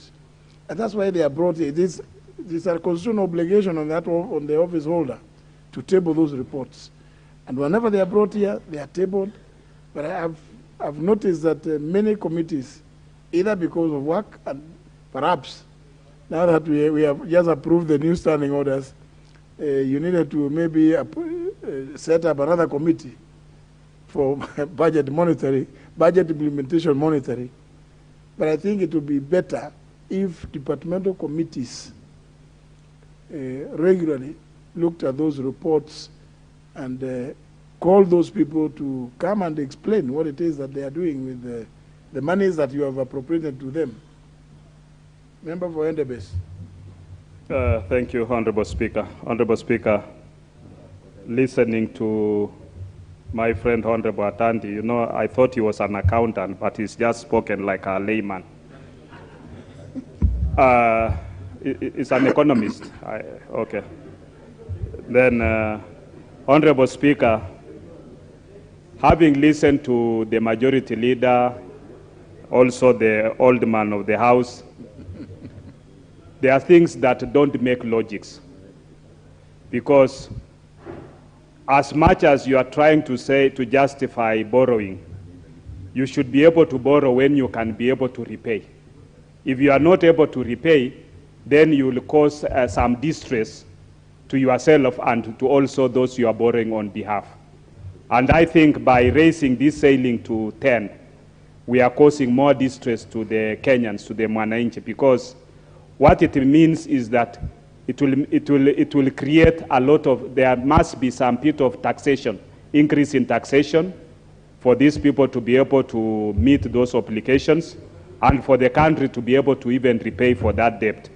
So, Honorable Speaker, I don't support this variation to 10 trillion because when you look at it, in 2005, our debt stood at 700 billion. Today, 2021, 2022, we are talking of around a debt of close to 8 trillion, which is many times more than what we inherited at 2005. And therefore, are we really borrowing responsibly? Because I don't think anybody, Honorable Kimunya tried to explain himself so hard that I think he was straining even to understand what he was saying. Because when you want to borrow, when you want to borrow, let's say from a bank or from any institution, you should have the capacity to repay. You are not just borrowing, because he gave an example that you are borrowing for mortgage. When you even borrow for mortgage, it will be cheaper if you get the money and use that labor to build the house for yourself. But if you are going to borrow for mortgage to buy the house, and then you are left with some money that you want to buy a car, and you don't have the capacity to repay for that, then it is distress. You are causing problems to yourself. Where are you going to raise the money to repay that mortgage? So, Honorable Speaker, I think looking at even the programs that people are coming up with, look at our presidential candidates. One of them said that you will be paying people 6,000 every month. when you borrow to pay people 6,000 every month, how will you be able to repay that money? Because you are giving people 6,000 for consumption. It's not capital. It's not a capital investment. You know, some people are shouting, but you're shouting for the sake of shouting, because even your constituents are looking at you and wondering, you are going to borrow 6,000, give somebody 6,000 so that this person can consume. How does that come into you to be able to repay for that money? And you are panning Mutumba. Huh? The same Mutumba which would have costed that person even 6,000, you are now saying you don't want that Mutumba. So, Honorable Speaker, I think some of these issues that we are trying to put up in terms of raising this variation, firing the debt ceiling from 9 to 10 trillion, I think it should not happen, because we are going to put Kenyans into a more hardships. We are going to create more problems, and considering the environment in which we are in, that some of even the companies, I heard yesterday one of the companies manufacturing, I think some cooking oil called cooking fry, is even closing down because of some challenges. So I think because of state capture, yes. And those are the kinds of things you have. You have resources being captured by a few people so that the rest can trickle down, and then instead of widening the base for taxation so that everybody can feel good. With those few remarks, Honorable Speaker, I want to oppose. Member for Gitui-Ruro.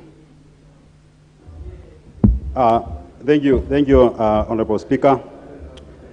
Honorable Speaker, I rise to support this motion to vary the public debt from 9 trillion to 10 trillion.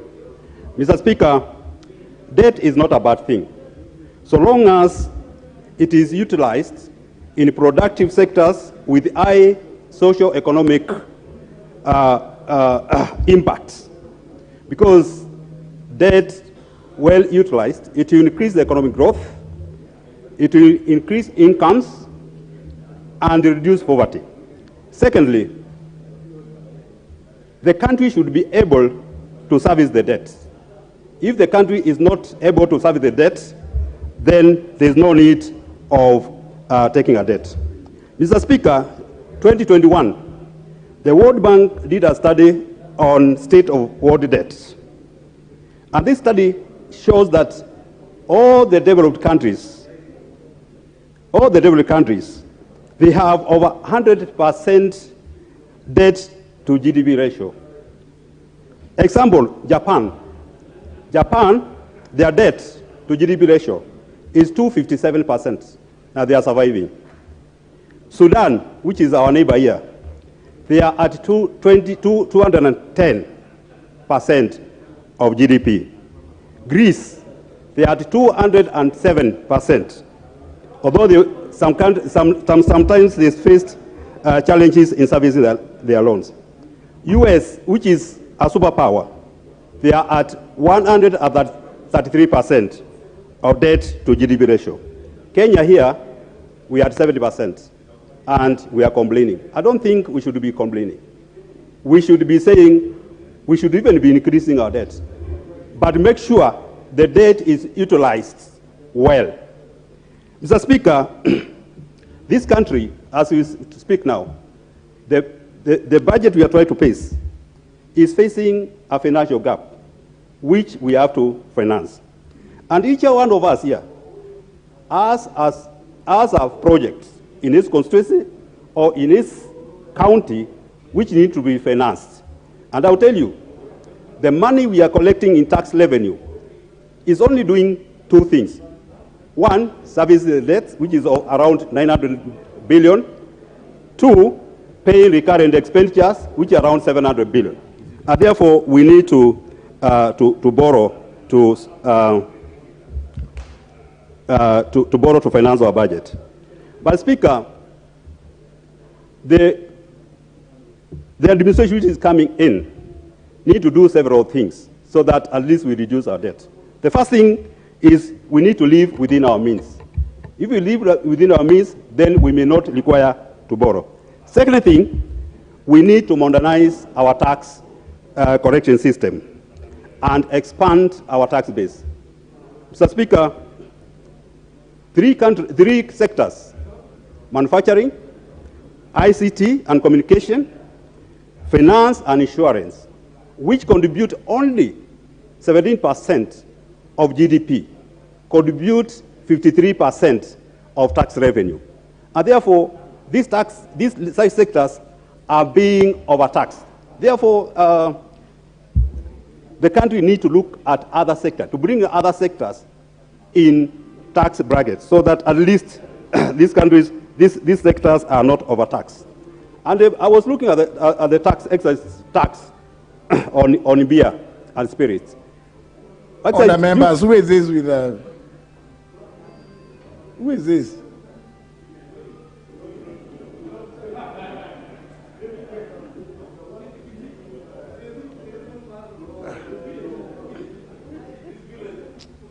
Surely. Proceed, Honourable Yes. Mwalika. So, actually, I was looking at tax level, excise tax generated from beer and spirits. It is actually going down. And this one confirms what we call lava cap. Lava cap is a cap which shows that at one point, there is a limit at which, there is a point at which, if you increase tax, the tax levy started going down. So we need really to look at other sectors, increase our tax base, and raise revenue. In any case, if you reduce revenue, people are going to have high disposable income. When they are going to have disposable income, they are going to consume. When they are consuming, they are paying pay as you earn tax, and the revenue will increase. Mr. Speaker, the country needs to move to borrow more concessional loans, which are cheaper, and retire the commercial loans, which are very expensive and strangling this economy. Mr. Speaker, we also need to pursue fiscal consolidation, reduce wastage in the public sector, and therefore we have more money to finance our budget and projects. Lastly, we need to look at the issue of corruption. A lot of money are being wasted and lost in corruption. With those few remarks, I support, Mr. Speaker. Chair of Budget. Thank you, Honourable Speaker, and I rise to support this motion. But as I support Honourable Speaker, I want to thank you, Honourable Speaker, on your wisdom to rearrange the order paper so that we first of all dispense off with this issue of the debt ceiling, because the budget for the 2022-2023 has a deficit of about 846 billion shillings, whereas we have a legroom of only about 200 billion shillings. So thank you, Honourable Speaker, for that. Honourable Speaker, I want to also make it very clear that the alteration of this debt ceiling is actually not affecting this financial year or affecting this government. This financial year, 2021-2022, is fully funded, including the debt that we are actually borrowing, and also including the legroom that we have. Governments operate in perpetuity. And Honourable Speaker, this one we are doing for the next government. We are doing for the budget of 2022-2023. And we are doing this as a stopgap measure, Honourable Speaker. This issue of us having a nominal figure, an absolute figure, where we say that our debt is a particular figure, Honourable Speaker, as a country we need to have a discourse and discuss whether we need to put it as a matter of anchor figure to the GDP. Honourable Speaker, in a layman's comparison, Honourable Speaker, if you have a salary of 10,000 shillings, maybe you can borrow up to 7,000 shillings. But Honourable Speaker, if your salary increases to 20,000, you have the latitude of borrowing up to maybe 15,000 shillings. So when we grow our wealth in terms of the GDP, then it means also that we also need to have more legroom for borrowing, Honorable Speaker. Honorable Speaker, as I support Honorable Speaker, I want to point out a few issues that maybe the next administration should focus on. This current administration has, of course, focused on infrastructural development, which, of course, is, you can see them everywhere. You know, the superhighways, the express highway, the electricity connection, and all that. We need now to focus also on the software. Make sure that we have more industries, we have more people being employed, and we create more jobs for our youth, Honorable Speaker. And that's a challenge that we have for the next government. Honorable Speaker, you know, my good friend, the chairman emeritus, who, in a very unlikely event that his team wins, he might find himself in treasury. If, in that unlikely event, finds himself in treasury, without the alteration of this debt ceiling to 10 trillion, then there will be no budget. So, Honorable Speaker, this one, we are not just doing for this administration, Honorable Speaker, we are doing it for posterity, we are doing it for perpetuity, and we are doing it with an open arm, and giving the other administration time, maybe 1 year, so that now we can have one year, Honorable Speaker, so that that regime will bring a sustainable way on how we need to address our debts. Honorable Speaker, it might not be a popular decision now to say that we are altering the debts, but it is the right thing. We cannot fund the next budget if we don't alter the debt ceiling, Honorable Speaker. There are some who will be very emotional here. There are some who will say all manner of things, but the truth is we cannot fund the next budget without altering the debt ceiling. Honorable Speaker, the prudence that we are also putting to the next cabinet secretary in the next government, Honorable Speaker, is to tell them that they have to have total disclosure. If they are borrowing for infrastructural development, it has to be specific.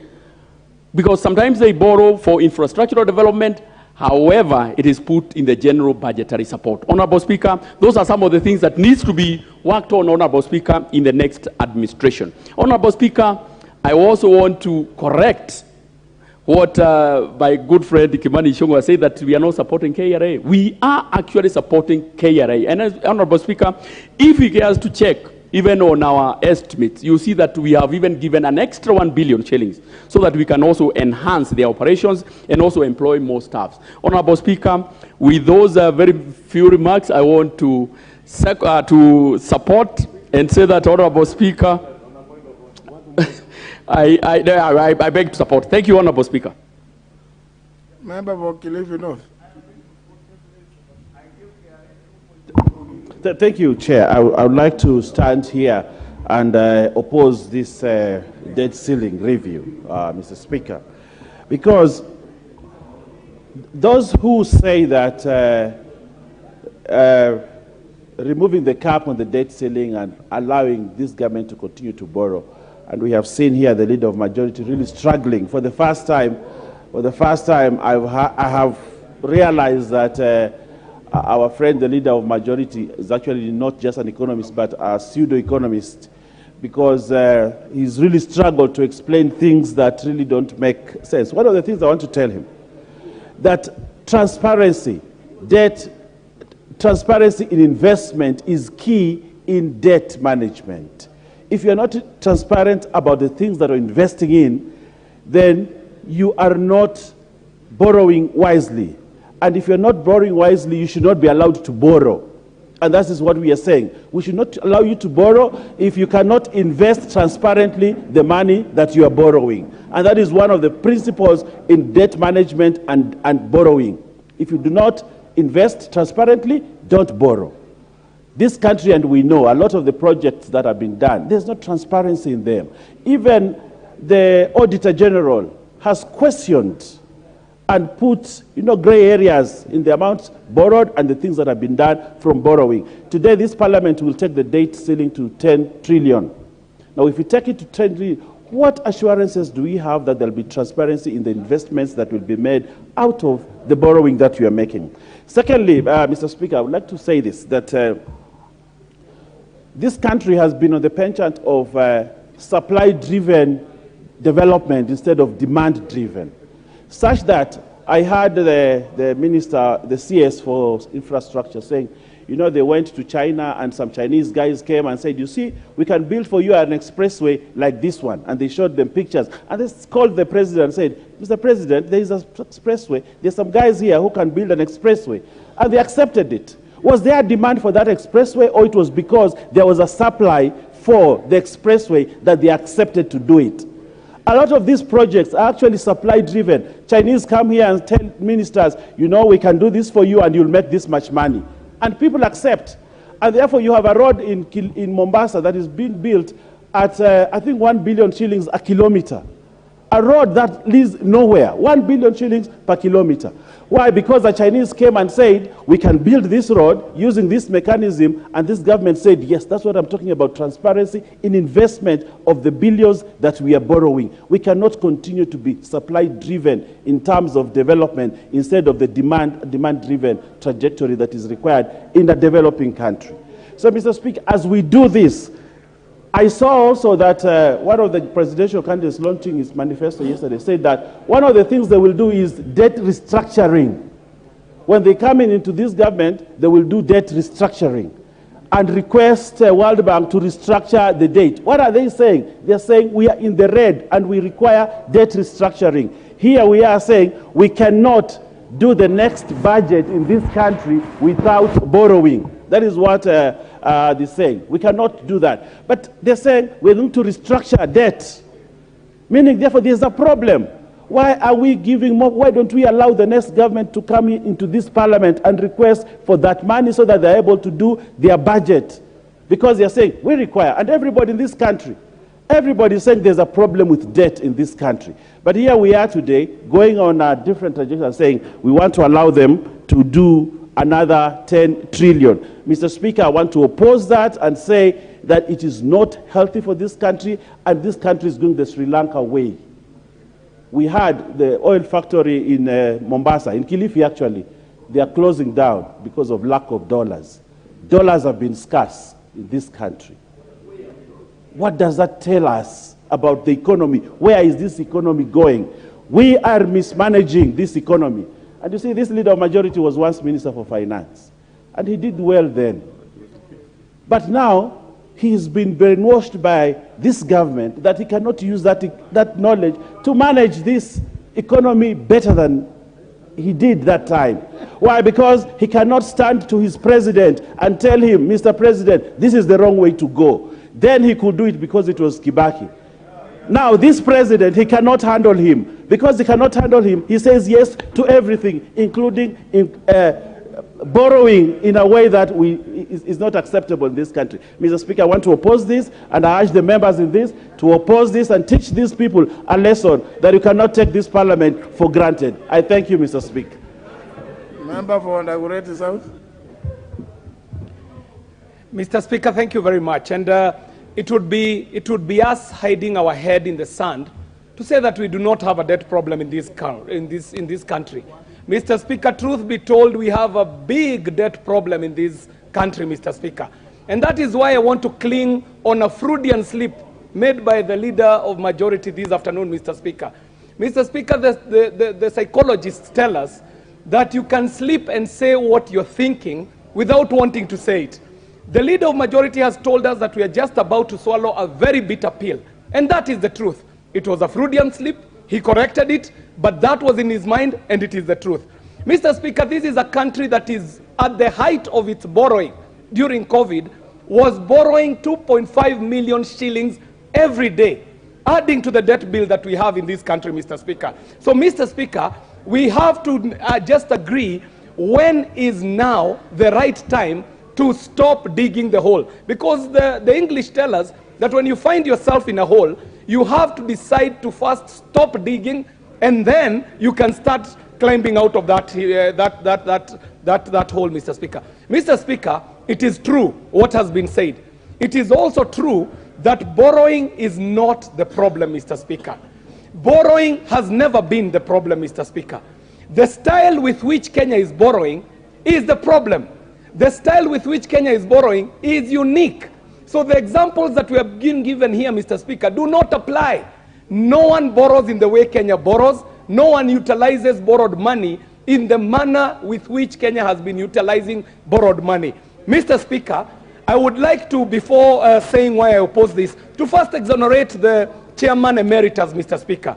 I am a member of the Justice and Legal Affairs Committee, Mr. Speaker, and I have friends in the delegated committee, Mr. Speaker. What's the issue, member? What's the issue, Honorable Kizito? Member for Shinyalu, what is your problem? Thank you, Speaker. But before I put my point of order, I wanted to first of all apologize for my phone. I left it on, and I regret for that. Thank you. Looking at the House and the matter at hand, and also, just wait, and looking at how people are debating and repetition, the repetition going on, Mr. Speaker. I'm standing up on a standing order number 95 to request the mover to reply. Thank you.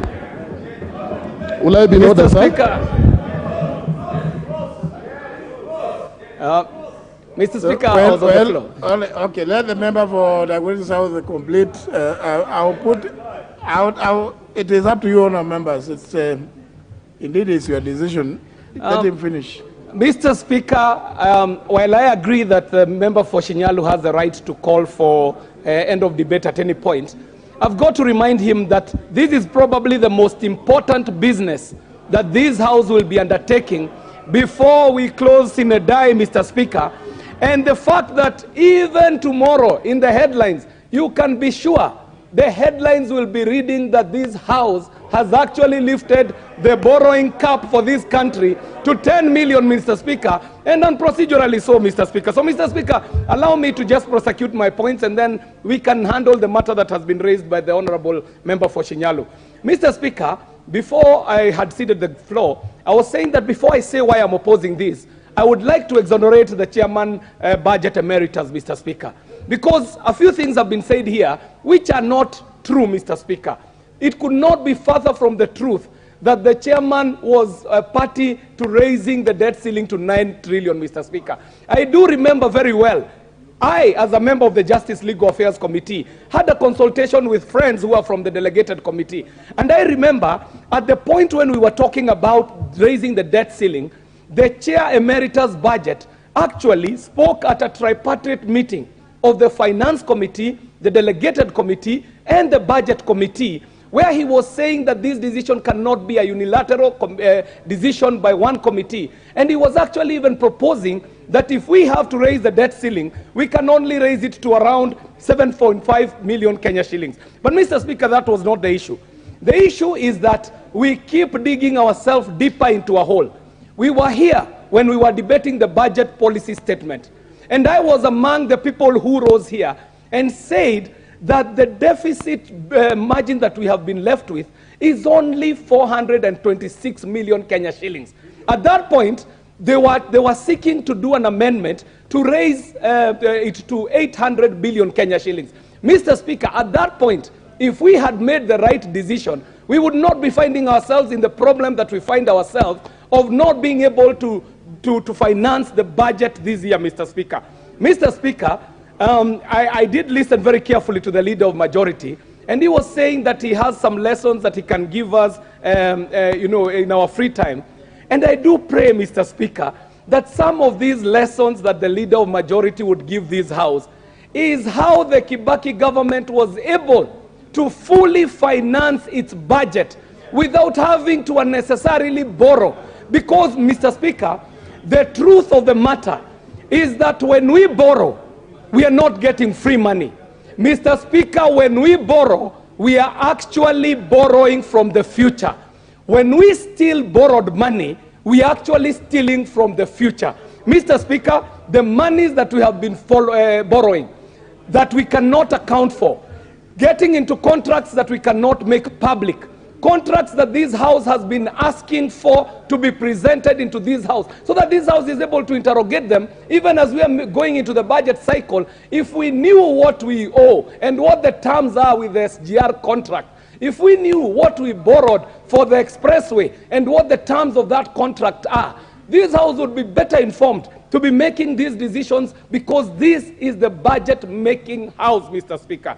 Mr. Speaker, the cycle of debt is such that debt with, given at a time of boom can actually push an economy, Mr. Speaker. But what normally happens is that a country can get excited with borrowing, especially if they are able to borrow easily. Now, what happens is that this boom ends up being a heavy yoke on the neck of that country, and that is where we are headed, Mr. Speaker, because we were borrowing prudently in the Kibaki government.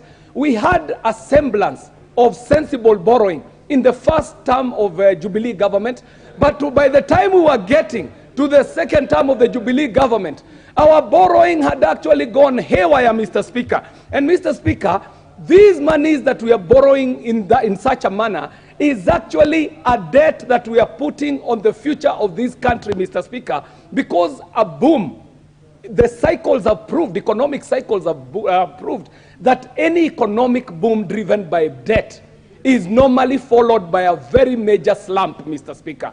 And the slump here is going to be informed by many issues, some of which are beyond this country's ability. We have an economic downturn globally, Mr. Speaker. We have the effects of COVID, Mr. Speaker. Now, if this slump finds us in a big debt problem, actually we'll end up shutting down this country and, in fact, mortgaging it to our lenders, who will now be demanding for money that we do not have, because our budget cannot even finance the repayments of the loans that we have borrowed so far, Mr. Speaker. So if our budget cannot finance what we have borrowed, Mr. Speaker, we are now borrowing to pay the people who we had borrowed from earlier. So borrowing from Peter to pay Paul, which now ends up giving us a problem even when we come to our development budget, Mr. Speaker, because if we are repaying debts to the tune of over 1 trillion Kenya shillings, Mr. Speaker, then where do we find money to now go into development? But, Mr. Speaker, I'd like to say that finally, when we were talking about the medium-term debt strategy, this issue did come up.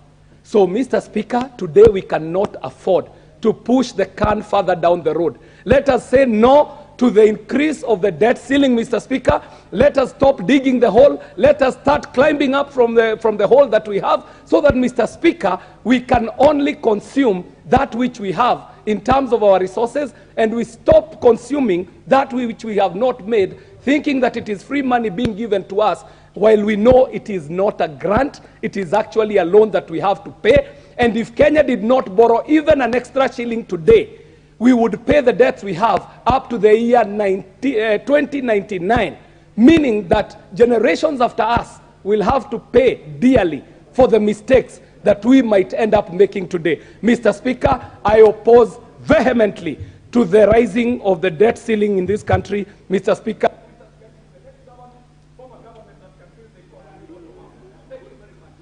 Sorry, be looking at the light here. The yellow one tells you you have 60 seconds. The red one tells you you have 30 seconds. So you organize your contribution that way. Now, the member for Shinyalu did rise in his place and claimed that the mover be called upon to reply. Let me put that to UP members to make that decision. So I put the question that the mover be called upon to reply. Will as many as that opinion say aye? Aye. Will as many as the contrary opinion say nay? Nay. The ayes have it. The ayes have it. Mover. Thank you. Thank you, Honorable Speaker. Honorable Speaker, this is a very important motion, and I'm very happy that members have been able to ventilate and put on record some of the sentiments which no doubt the administrations to come will follow. Honorable Speaker, I think for the record, it's important to internalize one thing, that because I think there's an issue that has been raised, and I would want to just have that, and I'll have replied. Transparency on debt. This year, we have a budget deficit of 846 billion, which is part of budget support. If you move back 10 years, times 10 is about 8 trillion that has gone towards budget support. But that is for the Public Accounts Committee to interrogate for us. But I want to assure you that what we are doing is a stopgap measure, like I said.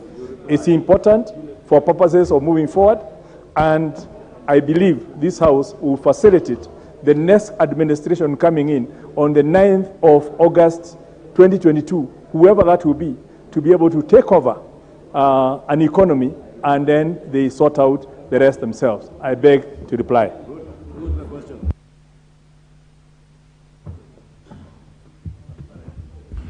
Honourable members, from the clerks department, the House still has the requisite quorum.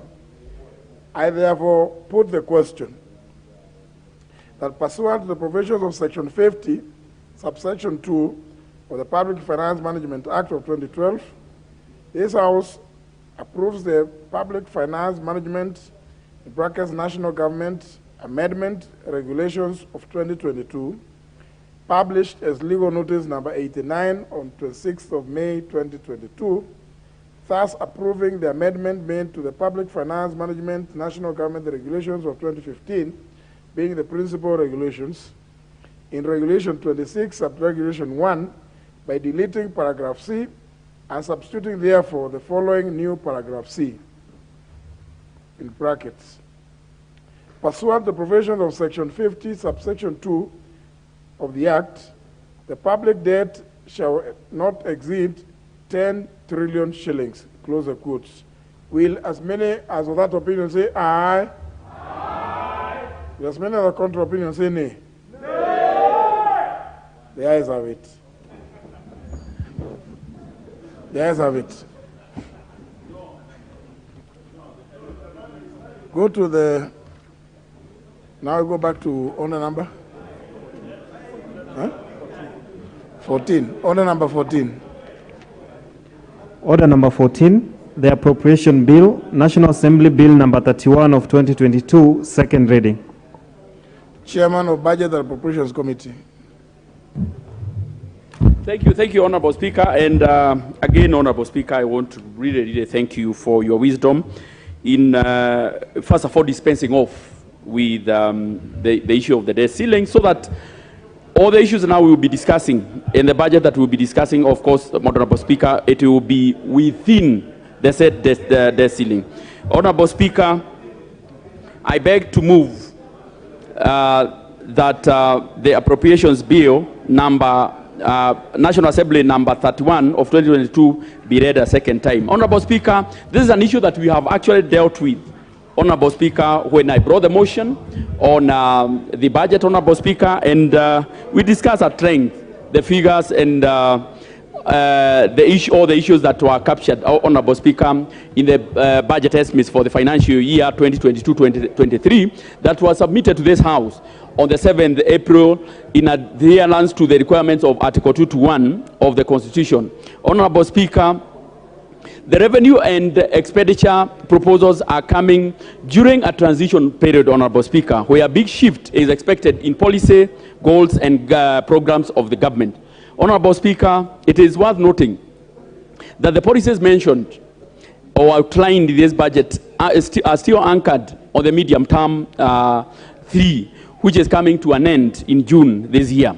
Further, Honorable Speaker, the government is still prioritizing on the big 4, and of course, highlighting especially the universal health care, which we are hoping that the subsequent governments will be able to build on. Honorable Speaker, my critical review of the budget reviews that the country is still struggling economically. We are still facing the shocks from the COVID-19 pandemic and the ongoing Russia-Ukraine conflict.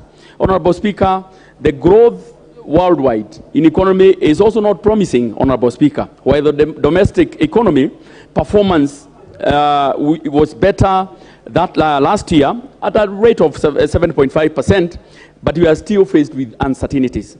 Honorable Speaker, we continue to receive unfavorable weather conditions, and most parts of the country are affected by low crop production.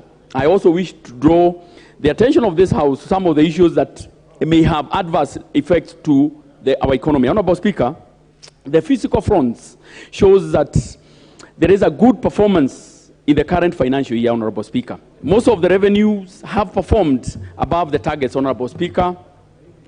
The third quarter of the financial year 2021-2022. I also want to associate this with the primary intervention by the government, which the government undertook to ease up the COVID-19 related restrictions, which eventually led to the recovery of economic sectors.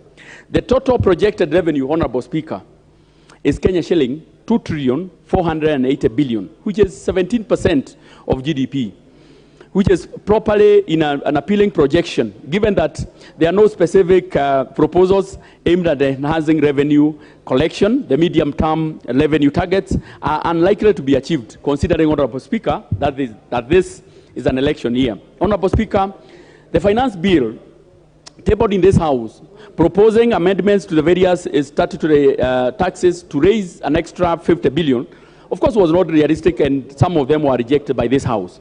Most of the proposals were touching on basic consumer goods, which directly affects the common mwananchi. And that is the reason Parliament, in its wisdom, some of those recommendations were actually rejected, Honorable Speaker. As a country, we need to come up with a reliable and effective mechanism of raising revenue. Further, there is a worrying trend in the projected ministerial appropriations in aid. Statistics show that there is a significant drop over years of a targeted appropriation in aid compared to the actuals. Most of these missed targets as a result of fees charged by public universities. Our public universities are not able to collect revenue as projected. This is due to shortage in enrollment out of competition with the private universities. As a House, we need to rethink the policy on university placement. These are some of the reasons that we have to revise the budget in the meantime as supplementary appropriations. Honorable Speaker, the debt issue, which we have just processed, of course, is a threat to this country, and is something that we need to have a discourse on as a country. The fiscal deficit is increasing our borrowing appetite, of course, Honorable Speaker. The proposed expenditure of Kenya shilling 3.3 trillion have 26% of it going to consolidated fund services, which mostly consist of interest payment. Given that the rising cost of dollar, the interest payment will continue to strain our economy. Honorable Speaker, let me just say something on the critical budget expenditure in this budget. The education sector, Honorable Speaker, is continuing to draw the largest proportion of the budget, which is taking 25 or 26%. This is commendable since it is one of the most sectors that will stimulate the growth of our economy by way of fighting ignorance and poverty. The additional allocation to the education sector is also enhancing the CBC preparedness, recruitment of additional teachers, construction of additional classrooms, and related infrastructure. Honorable Speaker, in this budget, we have also provided funds for IBC, Honorable Speaker. We know we have an election on the 9th of August, but we need budgetary support. They have been complaining in the past, and I'm happy, Honorable Speaker, that we have been able to sufficiently fund IBC so that they are ready for the next general election. Honorable Speaker, may I also draw the attention of this House to an amendment to the Committee of the Whole House, which are related to catering for petroleum price stabilization, that will cushion our citizens from the effects of the rising fuel. And in this regard, Honorable Speaker, there is an additional 15.36 billion shillings that has been proposed. This will enhance through the petroleum development levy. But, Honorable Speaker, I also want to hasten and say that these interventions are short-term. We cannot continue subsidizing the fuel prices. There has to be an exit strategy on how we are going to deal with this issue of petroleum. Honorable Speaker, with that, Honorable Speaker, I beg to move and request Honorable Wangwe, the majority whip, to second. I thank you, Honorable Speaker. Honorable Wangwe. No, is a majority whip.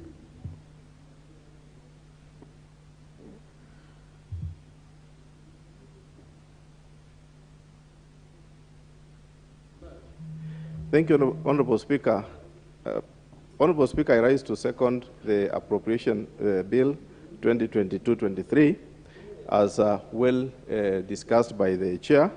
And Honorable Speaker, what I just wish to highlight in the Appropriation Bill that we have before us, Honorable Speaker, is that this a bill that is concluding the budget cycle for the 2022-23, and with which, Honorable Speaker, would wish to see that the budget cycle is complete on time, as we are scheduled to go for our Sinadia recess from Thursday, God willing, unless the House decides otherwise.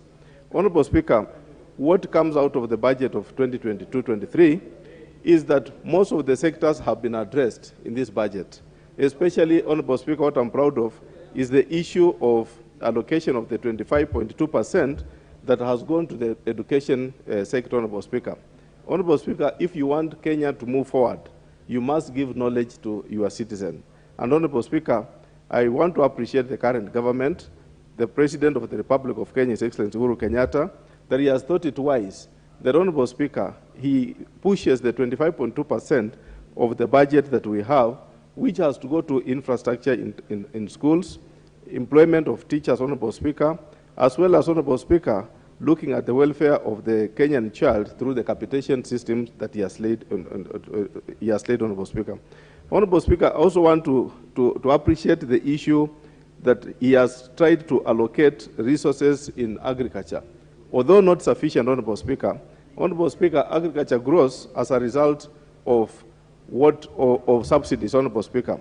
And I want to appreciate that the consideration of a small amount that is in the budget which has gone into the fertilizer subsidy, Honorable Speaker, is a good figure that I would want to appreciate. And in overall, Honorable Speaker, I want to thank the Cabinet Secretary for Treasury for, Honorable Speaker, living within the confines, Honorable Speaker, of the BPS in the earlier statement that he gave to this House, Honorable Speaker.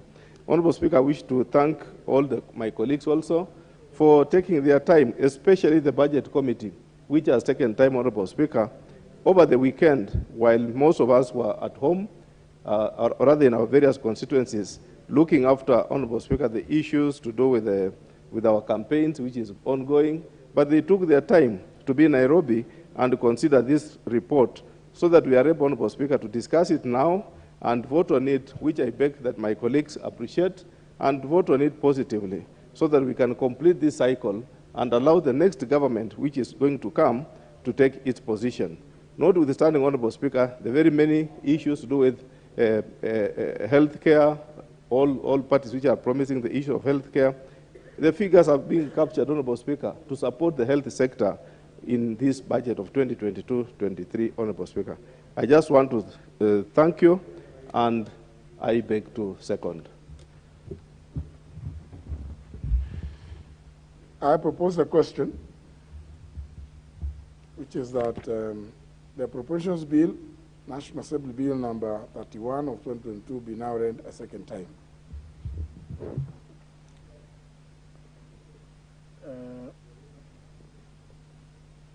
Honorable Kajwang?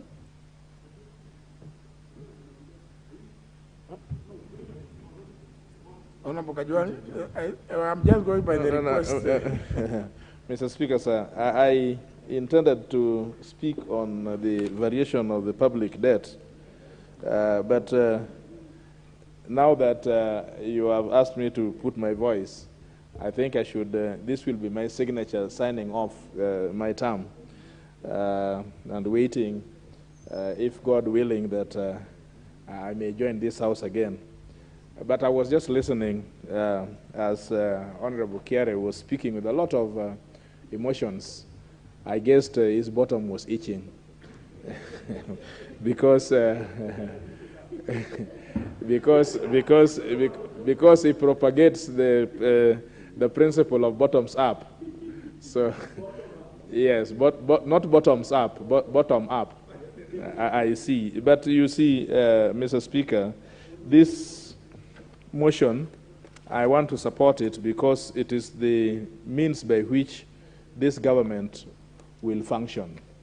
It is the appropriation bill which is the instrument to be able to access public funds. And it has come too late.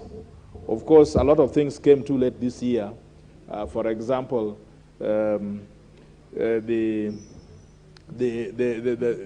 ministry took too long to bring for us to file the statements with us, and the whole cycle took too long to begin. And so, in normal circumstances, we would have dispensed of this bill. But now that it is coming at the point it comes, I want to support it. I am yet to look at the the votes. And so when it comes to the committee of the House, I will want to see some of the things that Ruaraka people had promised, and I want to see if they have been allotted in their exact positions the way they are. Otherwise, Honorable Atandi said something, which I thought he said it in jest, but it's a very important thing, that Kenya is not equal. There are other people who are feeling public debt. They are testing public debt more than others. So according to Honorable Atandi, he also wants his people to test this thing called public debt and see if it is better or not better. I think I also want to serve this appropriation bill. Every time they elect a member to come here, speak on the floor of this house, but they have never tested something coming from the appropriation bill. So the time will come when we will go to the committee of the whole house, and I think I will look at it to see what Ruarakas have for it. Otherwise, I support it. Member for Bomachoge Borabu. Thank you, Honorable Speaker. I also want to take this opportunity to support the appropriation bill on two grounds, Honorable Speaker.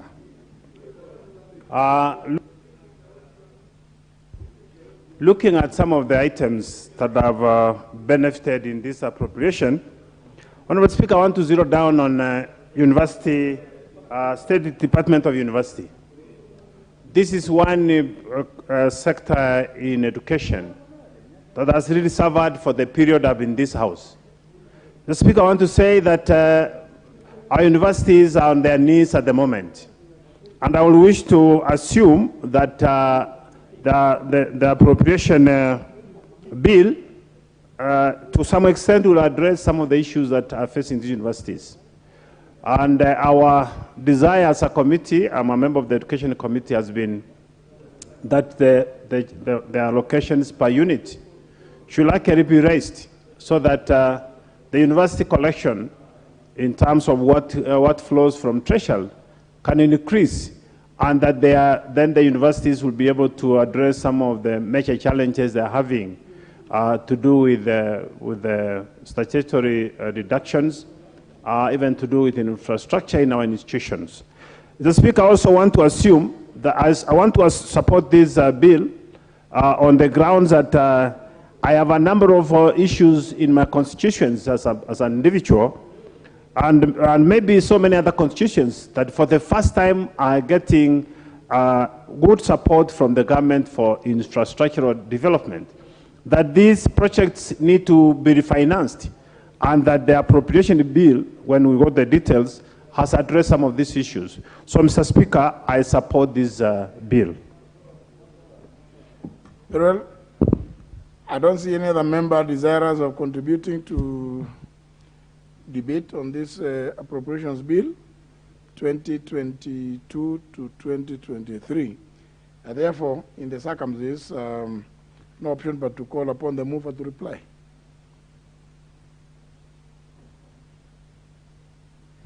Thank you, Honorable Speaker. I want to thank the members who have actually contributed, Honorable Speaker, to this very, very important motion, Honorable Speaker.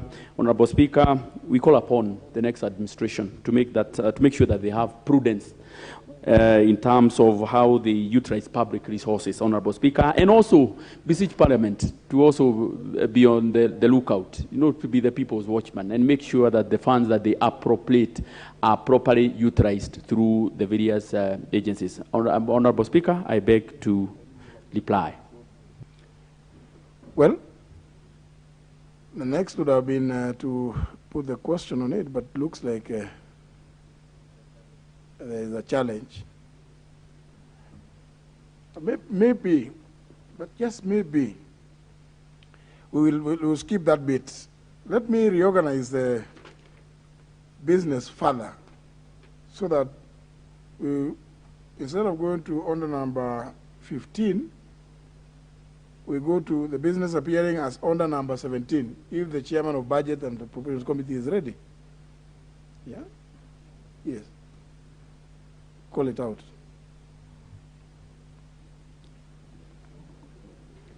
Order number 17, motion, consideration of the second supplementary estimates for the financial year 2021-2022. Chairman of Budget.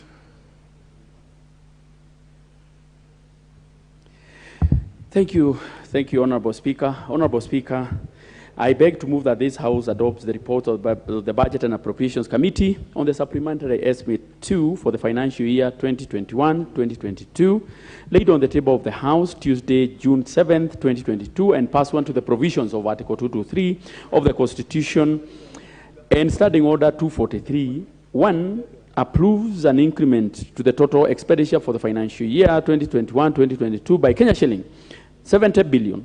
824,524,595, being current estimates of Kenya shillings 65 billion, 12,661,186, and capital estimates of Kenya shilling 5 billion, 861,863,411 in respect in the votes as contained in the attached schedule. And 3, Honorable Speaker, approves Kenya shilling 27 billion 257 million 307 265 for the financial year 2021-2022, spent under Article 223 of the Constitution and as contained in the Schedule 2. And 3, resolves that the attached schedule forms the basis for the introduction of the second supplementary Appropriations Bill 2022. Honorable Speaker, I want to thank your good office, Honorable Speaker, and that office of the clerk for facilitating, Honorable Speaker, because when we received these appropriations, this supplementary bill number 2, Honorable Speaker, I sought your guidance, Honorable Speaker, as to how we are going to process, owing to the shortage of time that we had, Honorable Speaker, or the limited time that we had. Honorable Speaker, and you directed that the Budget and Appropriations Committee, in consultation with the chairs of the various departmental committees, will work together and make sure that we expedite this process. And I'm happy, Honorable Speaker, that you have given enough and sufficient time, Honorable Speaker, to the chairs of the various departmental committees which were affected by the supplementary budget 2, who appeared before us, some through memorandum, others in person, Honorable Speaker, and we were able to process in a short, very, very short time, Honorable Speaker, the supplementary budget 2. Honorable Speaker, the major issues that were captured in the supplementary 2, Honorable Speaker, were issues that were granted under Article 223 of the Constitution, and also 6, approval for reallocation and additional expenditure relating, Honorable Speaker, majorly to the fuel stabilization enhance security surveillance, the drought mitigation expenditure, and to accommodate for adjustment in projects financed by development partners, Honorable Speaker. Honorable Speaker, the supplementary estimate 2 has been prepared, Honorable Speaker, at a time when the country is also facing various challenges such as drought, rising cost of basic commodities, election-related uncertainties, and high fuel prices, among others. Honorable Speaker, based, of course, on your communication, we were able to process it within a very, very short time. Honorable Speaker, without wasting a lot of time, Honorable Speaker, I just want to highlight a few of the salient things that we found in the supplementary 2. Honorable Speaker, in the process of processing the supplementary budget 2, the committee held 3 meetings, including 1 consultative meeting with the National Treasury. Further, the committee received submission from the departmental committees, Honorable Speaker, and the submissions, of course, were processed, Honorable Speaker. The outcome of these deliberations, Honorable Speaker, informed the various recommendations which are contained in this report. If approved, Honorable Speaker, by this House, the recommendations will form the basis for the passage of the second supplementary Appropriations Bill 2021-2022. The non-financial recommendation, Honorable Speaker. Arising from the aforementioned consultative engagement, the committee recommends 1, under Article 223, that in subsequent notification of expenditure under Article 223, the National Treasury should provide detailed explanatory notes in actual programs, finance, and justification informing each approval. They should include project name, the background, informing the request for the resource and the rationale for the approval.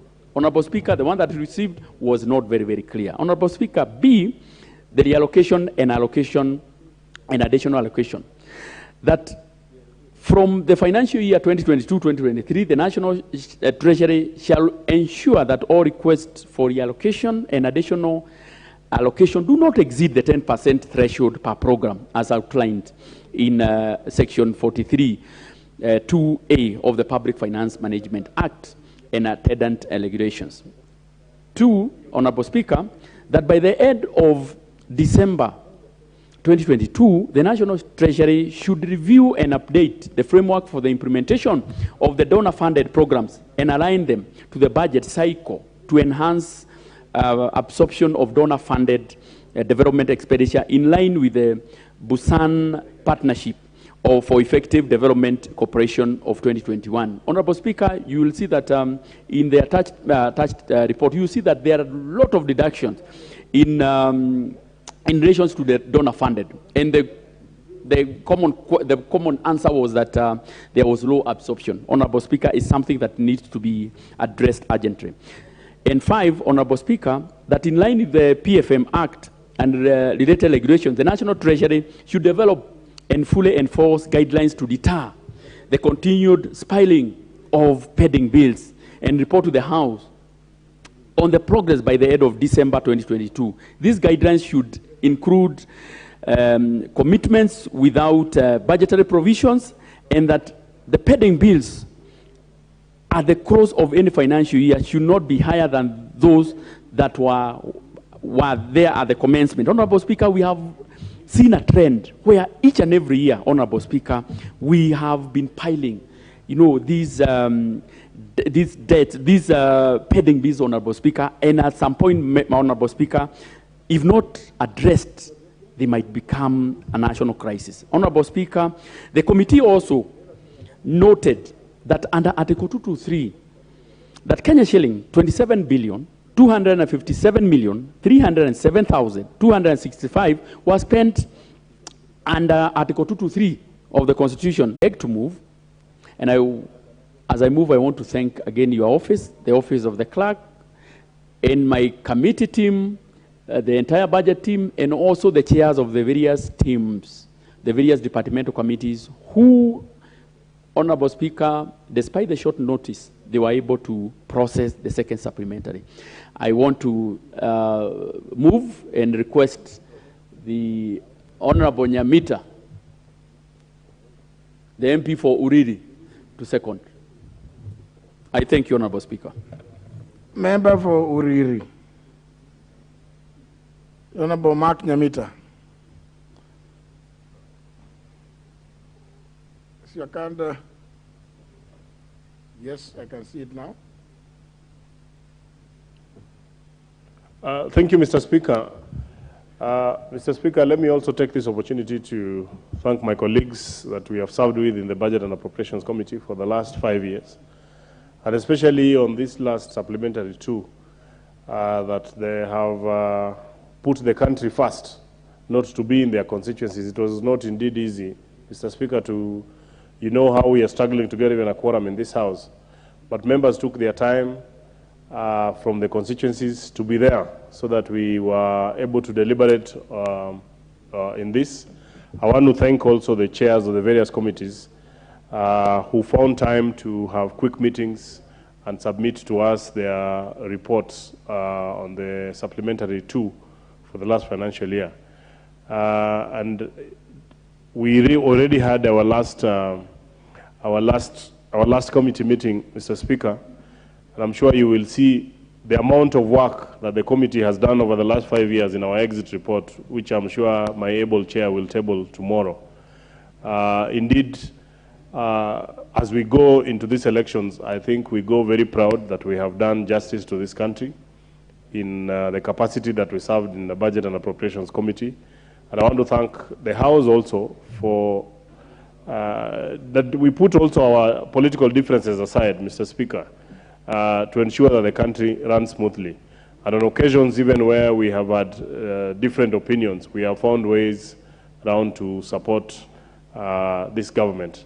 And as we wait for the 5th government, hopefully under the Raila Amolo Odinga, we will continue to give him that support should God grant us an opportunity to come back to this House.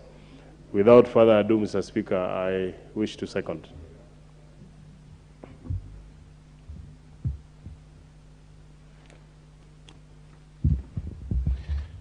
Now, members, I propose the question, which is that the House adopts a report of the Budget and Appropriations Committee on the Supplementary Estimates 2 for the financial year 2021-2022, laid on the table of the House on Tuesday, 7th of June, 2022, and pursuant to the provisions of Article 223 of the Constitution and standing under 243, 1, approves an increment of the total expenditure for financial year 2021-2022 by Kenya shillings 70,847,524,587, being current estimates of Kenya shillings 65,12,661,186 and capital estimates of Kenya shillings 5,861,863,411 in respect to the votes as contained in the attached Schedule 1.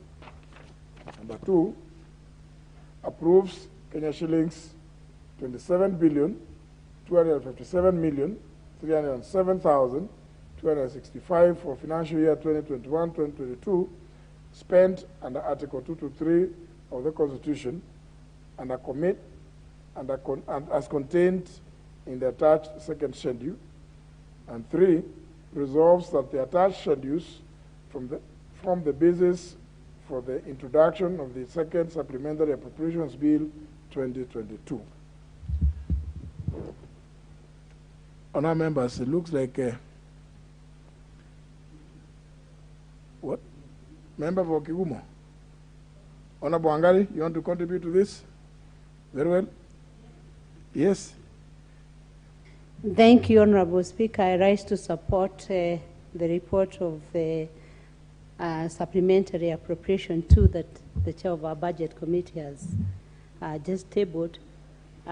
Honourable Speaker, I also want to join my colleagues who have thanked your office for the support that the Budget Committee has continued to receive in its very demanding task of oversighting the Treasury on the area of budget appropriation. Honourable Speaker, we as members have gone through and sat with the Treasury on most of the issues regarding the supplementary estimates. A lot of them were adjustments for projects that needed to be prioritized and needed to be given support for completion. So, you have heard even some of the speakers who had risen to speak on the earlier appropriation bill saying that at this time, the Treasury has really reached out to ensure that there's what we can call equal distribution of resources to ensure that it reaches all the parts of this country. A lot of the constituencies and members who are in this House can attest to very many projects on areas of infrastructure that would otherwise have been left without being completed, and areas of education. And so this bill is coming in to ensure that those projects are completed, they're completed on time, they do not attract penalties that would otherwise be loaded on by the contractors for non-payment.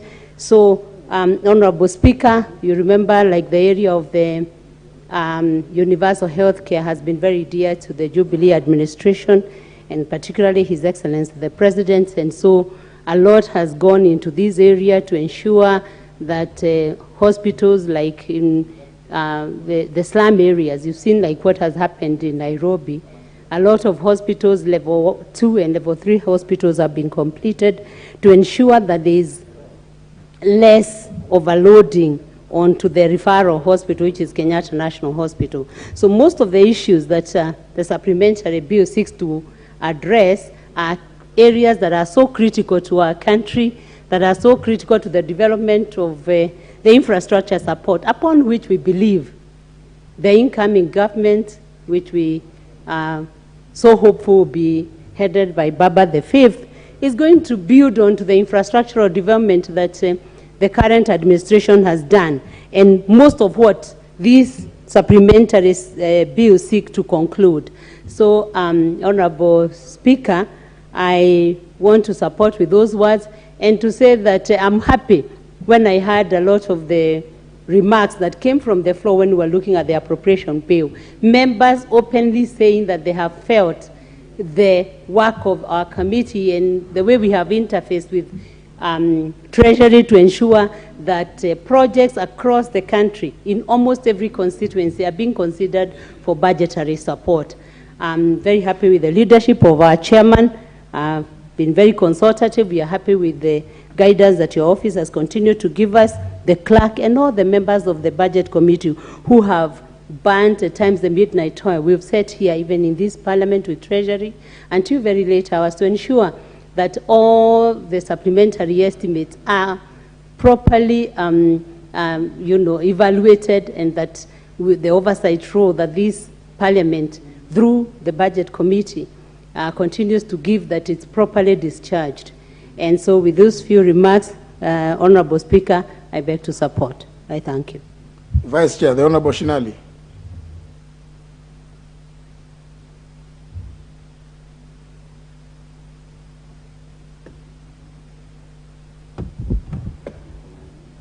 Thank you. Thank you very much, Mr. Speaker, sir.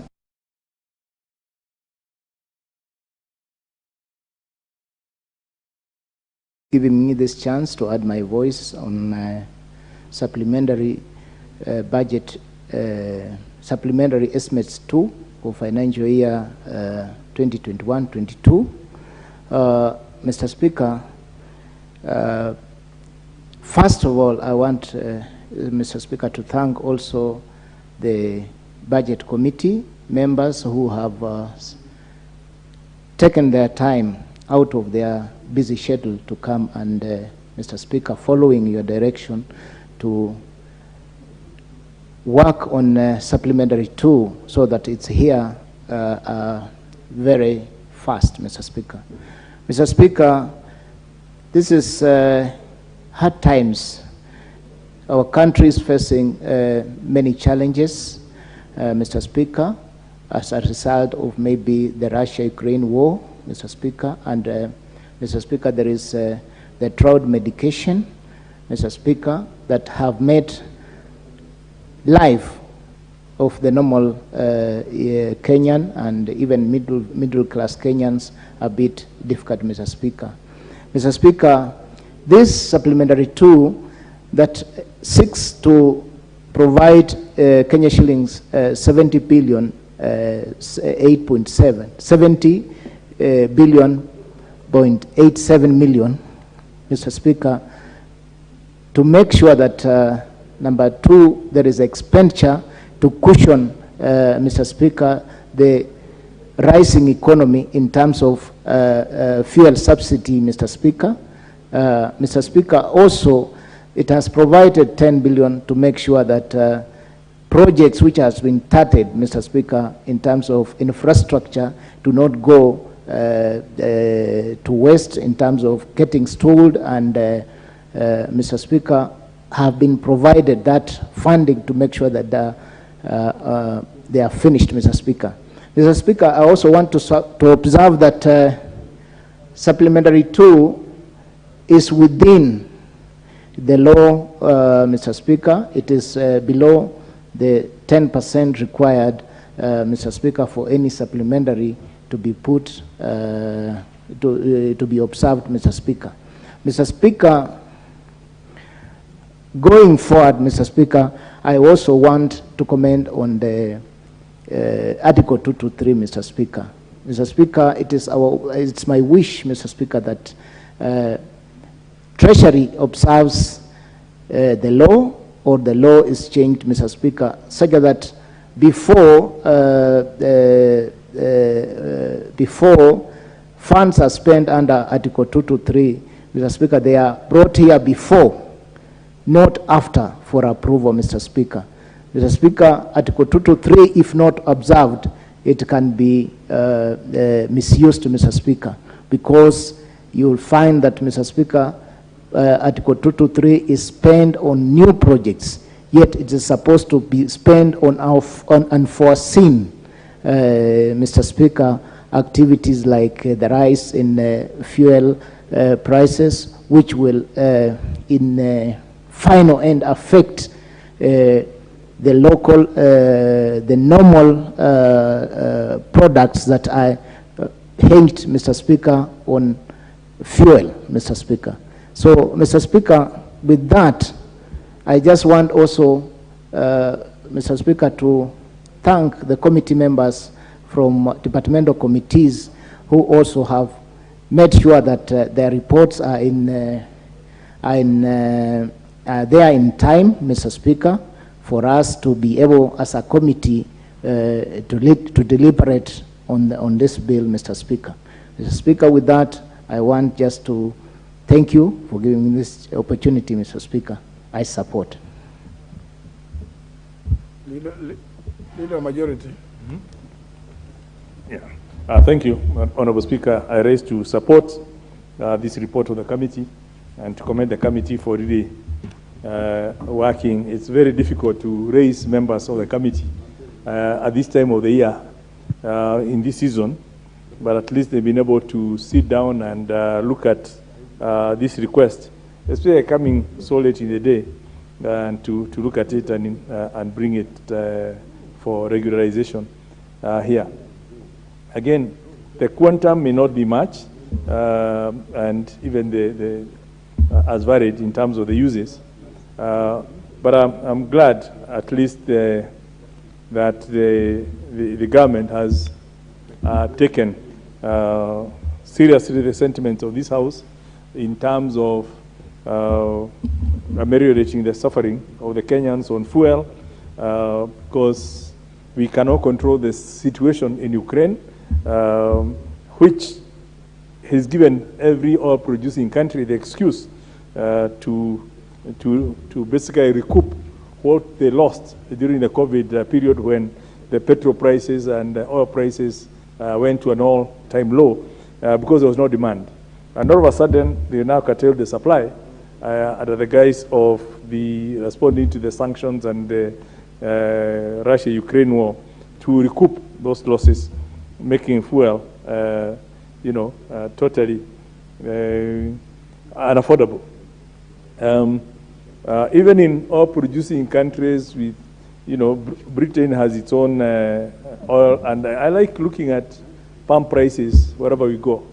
I know last time with you, Mr. Speaker, in Uganda, we knew, much as people are thinking that Ugandan oil petrol prices were lower, it was at 169 when we were at 143. If we look at the per liter price in UK now, it's close to £1.90, which is over 250 per liter. And you can see the complaint they are having over gas prices and all that, all to do with the situation they are having in Ukraine and the fact that they are not having a subsidy. So Kenyans are lucky that at least this House, through its appropriation, is able to provide this funding so that we can continue subsidizing the fuel and having the energy at affordable prices. I think the other issue, and I'm surprised, the people who are affected, especially by drought, I would have expected most of them to be here. Of course, everyone has been talking of, you know, we have drought, we need more money allocated to drought mitigation. Part of this funding is for that, and I hope they will read in the papers tomorrow and know that their money has been provided for them, so they can go to their constituents and say, Parliament, where they sit, has now provided money for drought mitigation, at least to ensure that people don't end up with problems. And obviously the extra security required for all the elections and all that. So by and large, I think it's a very straightforward request by Treasury, and I'm glad it's come in May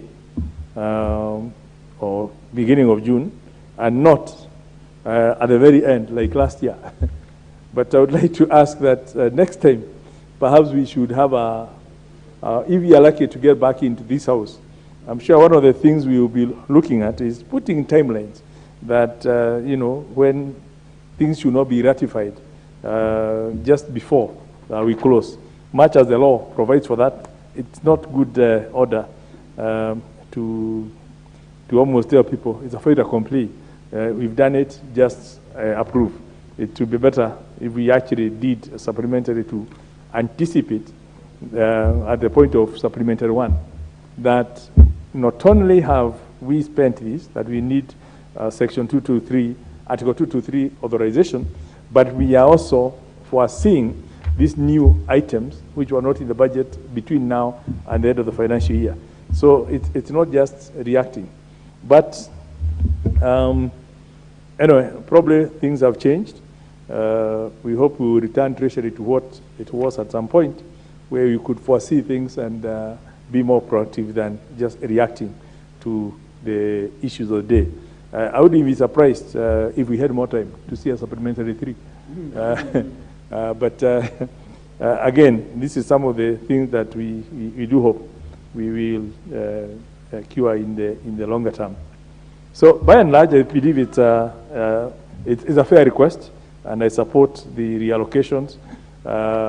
We are also aware that obviously the donor-funded projects have not moved as they should have done.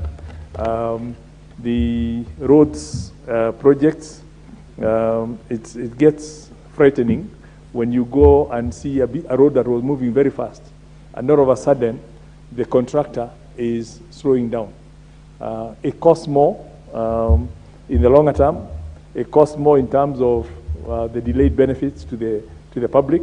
And I do hope that we have done this.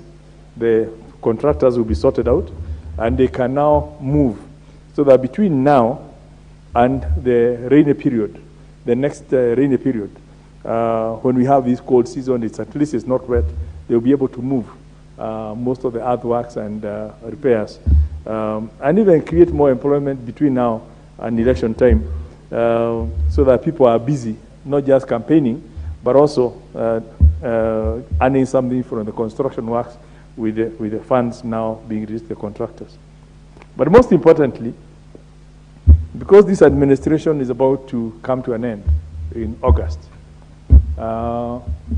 we saw what happened in 2017, especially at the county level, when the first batch of governors were replaced by a new set.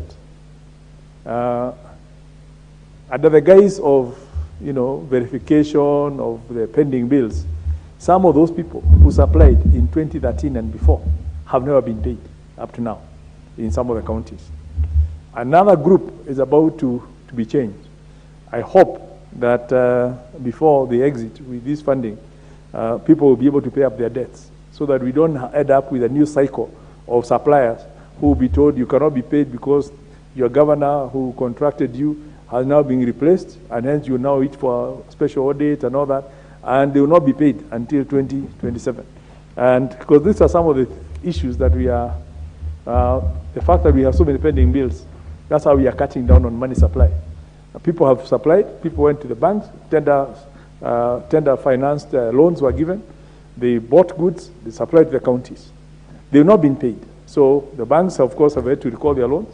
People auctioned whatever they had, they paid. And hence, when you hear the cries of people that we have this no money is not moving around, it's partly because of the inefficiency or the unwillingness to actually liquidate some of these debts that's causing a shortage of money supply out there.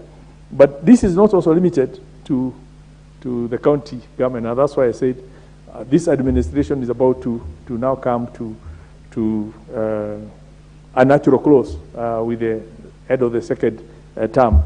And we still have people who supplied NYS. And we've been talking about those suppliers for people, the ones who supplied to NYS, it was subjected to audits. They've been going there, and I know so many youths who have come to me and said, we supplied, we've been verified. And every time they are told, we are waiting for supplementary to pass. I think we have passed like 3 or 4 supplementaries, and including this one, and the people are not being paid. So I would want to urge the CS for Treasury, who has come before this House and promised that they will be paid. We've asked, the President himself has come to and told us they will be paid. I would like, between now and August, can those people actually be paid so that they are not handed over to the next administration who now say, this was not our debt, and the people who suffer forever. These are young Kenyans, these are Kenyans who actually deliver goods in good faith, and the fact that there were scandals there should not punish a bona fide supplier who did things in good faith and whose services have been certified, and they should actually be paid. Honorable Speaker, with all those work, I beg to support.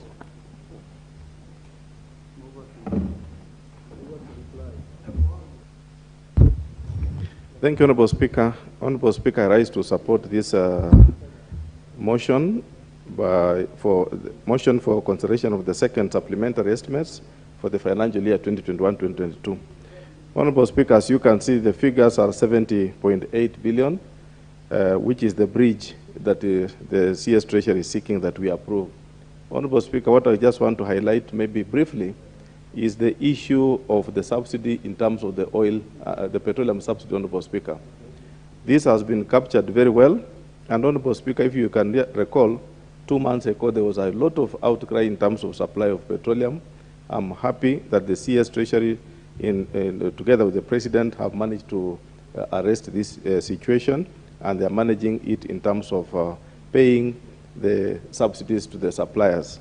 Honorable Speaker, you made a ruling in this House around March regarding the use of Article 223 that we report to this House through the Committee on Budget a separate annexure on what constitutes the Article 223 that would have been spent. I'm happy, Honorable Speaker, that the Chairman of Budget has enforced that, and when you look at the report, the issue of Article 223 has been itemized clearly so that members can read and make a very informed opinion about it.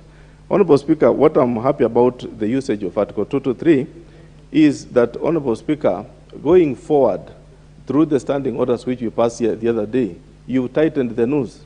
Honorable Speaker, you will not need to make a ruling so that the details of Article 223 come. Instead, the next chair for budget will be able, Honorable Speaker, to enforce the standing orders that we passed in this House so that the CS National Treasury shall not have an excuse, but shall come to report to us when he already has the details of Article 223.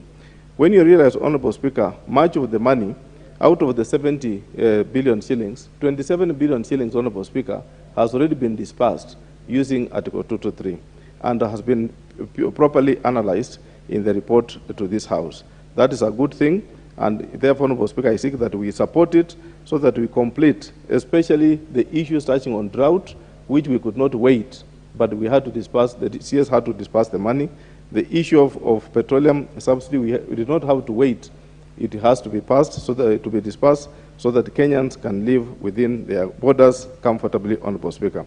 Honorable Speaker, what also comes out in this supplementary is that the issue touching on infrastructure, most of the issues, what has been captured in the report, Honorable Speaker, is only infrastructure touching on security, not infrastructure at large. All details of infrastructure at large, Honorable Speaker, are employed into the main budget, so that what has been spent, Honorable Speaker, is not infrastructure per se, but infrastructure supporting the security aspect of the people. Therefore, Honorable Speaker, it's a good budget, and I'll be seeking that, Honorable Speaker, we fully support this budget in totality, this supplementary estimate in totality.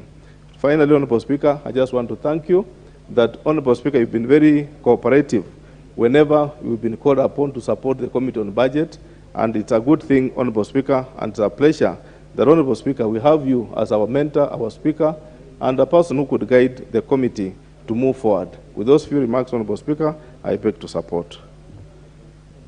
Member for Mwingi North.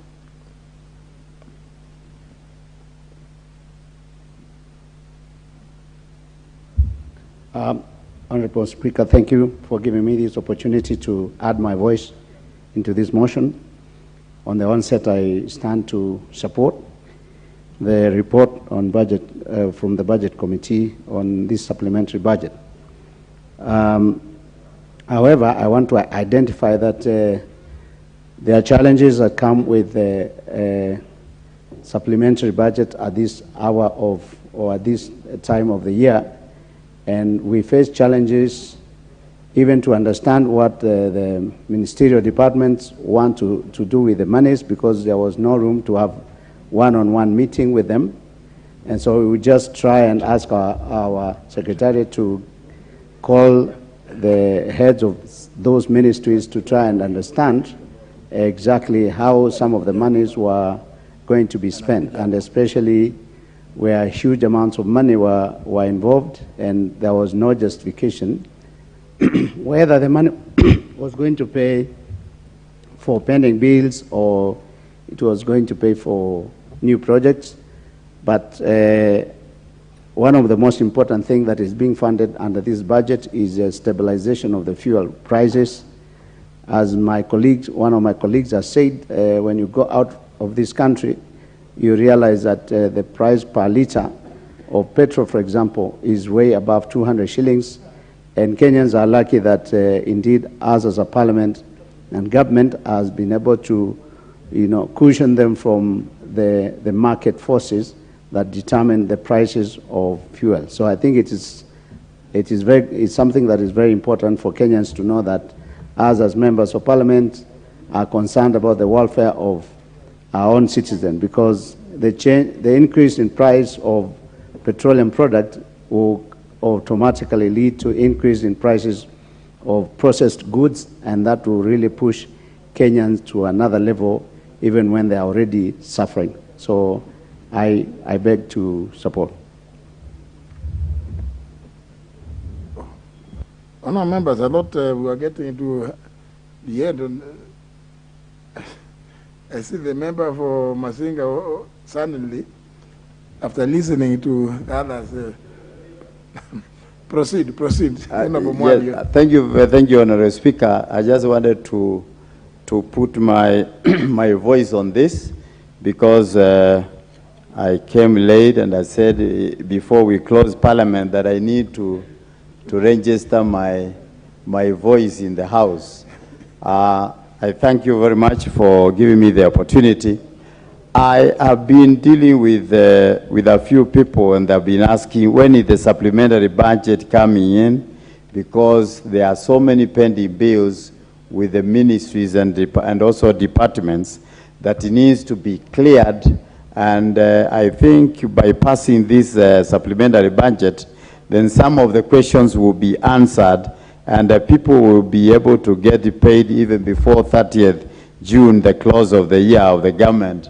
And therefore, that I thank the Department of Budget for bringing this, so that we can be able to clear some things. And also, people are saying they have no money in their pockets. We need to put money in the pockets of some suppliers who have been able to supply, and also some contractors who have been able to supply a lot of contracts to the government, and also goods to the government. And then therefore it's important for them to receive what belongs to them, so that they can be able to do their businesses as they go. And also, as we do our politics, maybe some of the contractors might also want to sponsor me for even a fuel for a day. You never know, so that they can be able to even sponsor a friend or a colleague or a constituency mate or a member of parliament or an MCA. So it's good for the country to have some kind of circulation of some finances. And therefore, Speaker, I thank you for that small moment.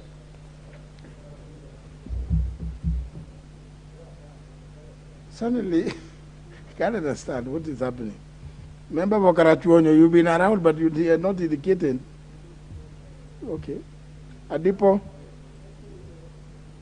Honorable Adipo, please. Thank you, Mr. Speaker, sir. In fact, something was faulty with my system here. That's why I couldn't reach you. I wish to be part of those supporting this particular supplementary estimate, because I see it touching on very important issues like fuel, and this is something that the government couldn't have really dealt with before it occurred. It is something that has come suddenly because of the war in Ukraine and Russia. So if nothing is done about fuel, even our campaign is going to be extremely expensive. And some of us may not even afford it. And in addition, we know fuel is touching on various commodities we have in the nation. Transportation and so forth are very key issues fuel is connected with. I feel if the government does something about fuel so that the price does not skyrocket, we will be controlling a number of issues even without directly going to the control of those issues. Now, drought is another thing that happens without anybody planning for it. People don't know when drought will be. I know somebody may tell me that the Met people ought to know when drought is coming, but that's another issue. If they were to know, then I would say they fail in their work very often. But as I say, that's another issue. And going to the main thing, drought results in the need to help various people if they are really faced with those kind of problems. Because of that, I feel the budget is appropriate and is very useful to this nation, especially those who may be affected by drought. And finally, the security that this supplementary budget is trying to address. Security, we know, is key for anything we are doing. Without security, we would find life very difficult. So if the supplementary estimate is trying to control this and help to cushion the problems of the problems we face with insecurity, I think that makes me feel that this particular supplementary budget is very useful and it needs the support of all of us. I am one of those supporting it, and I congratulate the Budget Committee for having considered this estimate favorably, and I also extend my congratulations to the other committees whose efforts have given rise to the estimate as we now discuss. Thank you, Mr. Speaker, for giving me the opportunity to add my voice on this bill.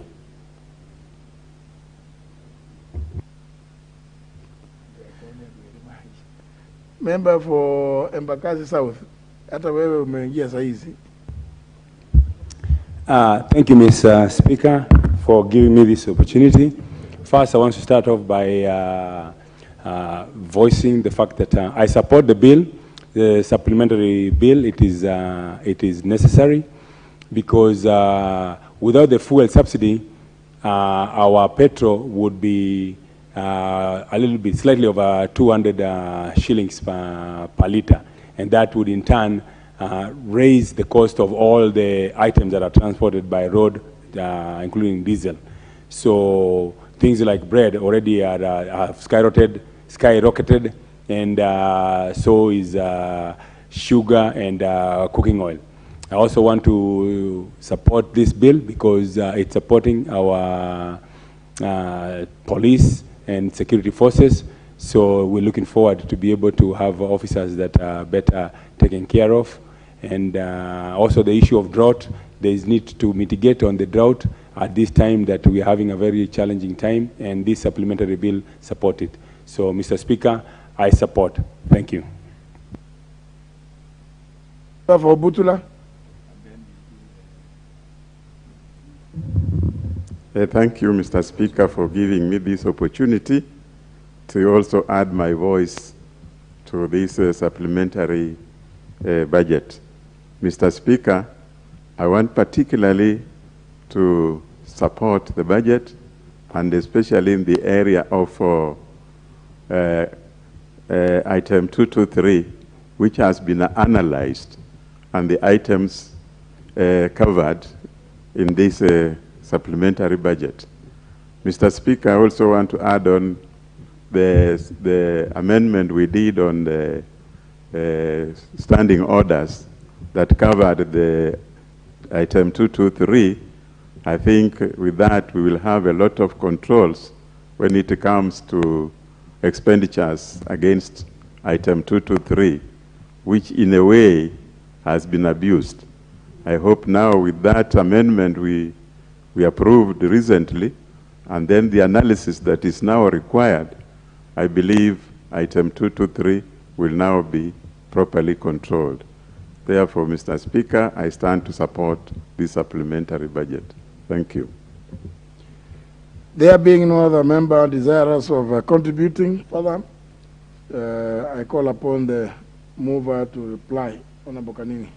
Thank you, Honorable Speaker. Honorable Speaker, I want to thank my colleagues who have contributed, Honorable Speaker, to this supplementary budget too.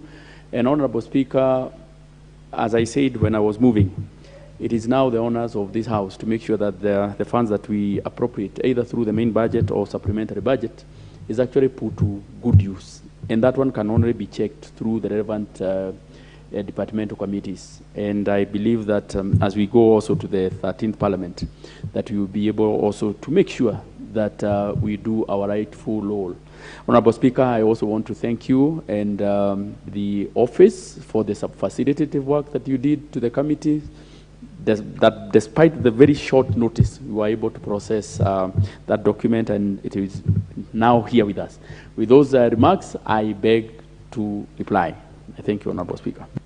Very well, honourable members, just to alert the House that in committee it had been proposed that there will be consideration of the National Assembly standing orders in committee of the whole House. That is taken out because there was no the proposal for recommender was withdrawn. There was going to be number 3, item 3, consideration in committee of the Appropriations Bill, which I don't know whether, Honorable Kanini Kega, whether it has been published. The Appropriations Bill. It was to be considered in committee. So, I said it will be published.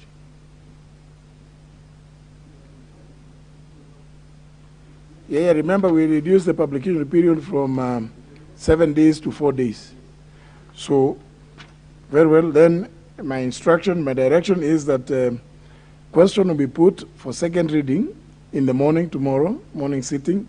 So, Honorable Kanini, maybe you could help us whipping your members of your committee to come and give us a quorum for that purpose, so that if need be, I don't know whether you are able to try to do committee in the morning.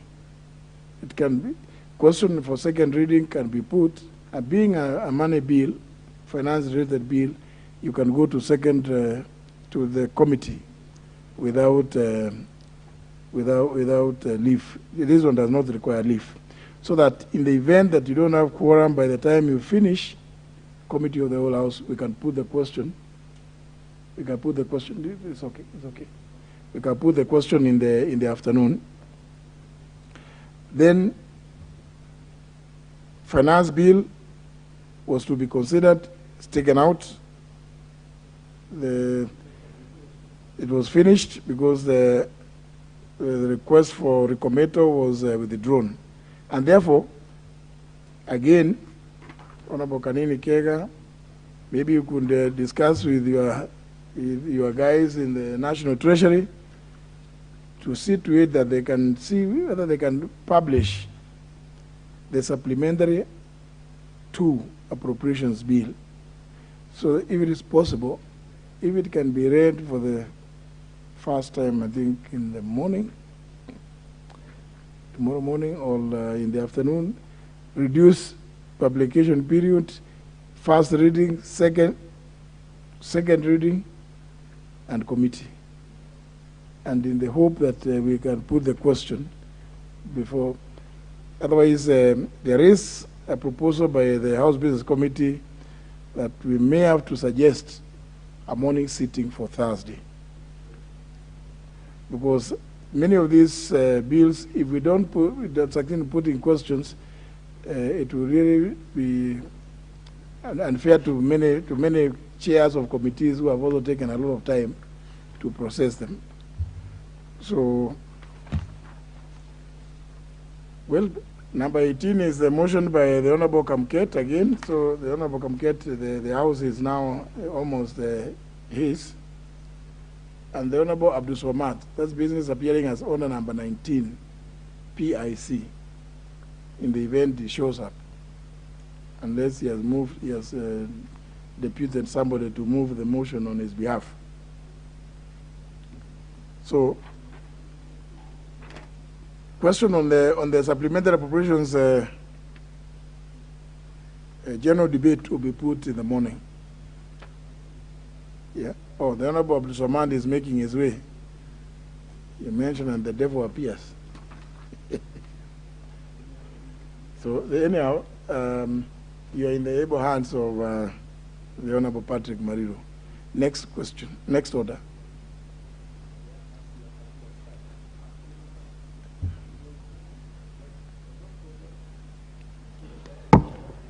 Order number 15, Committee of the Whole House.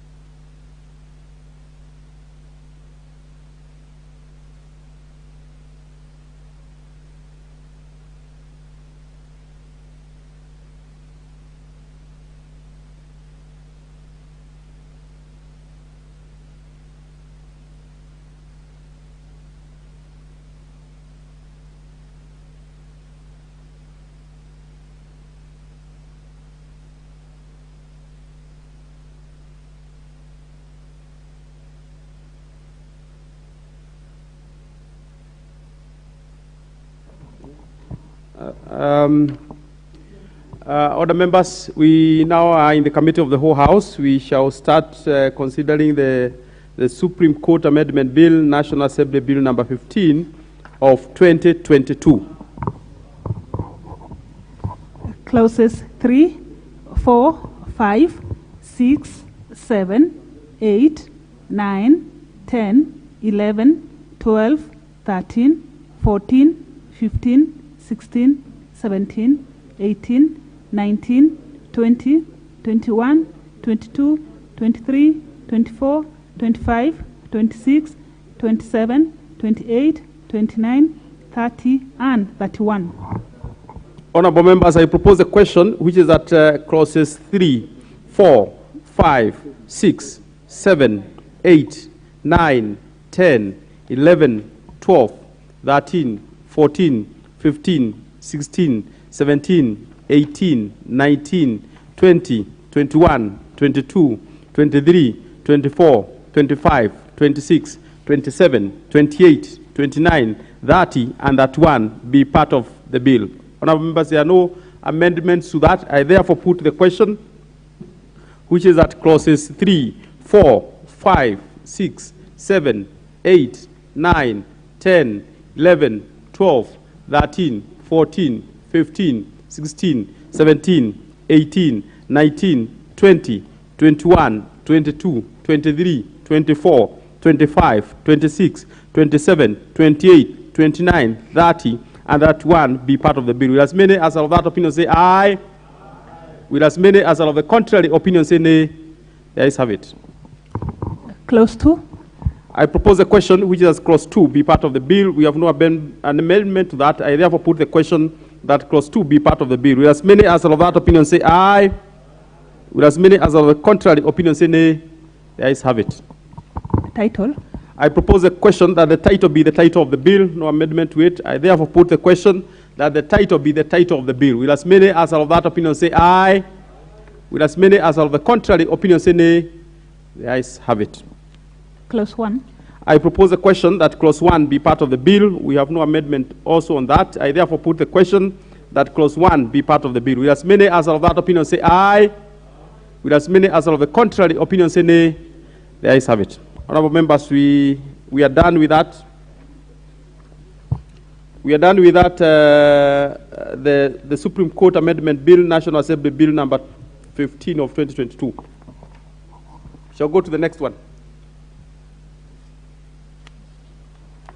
The Traffic Amendment Bill, National Assembly Bill number 60 of 2021.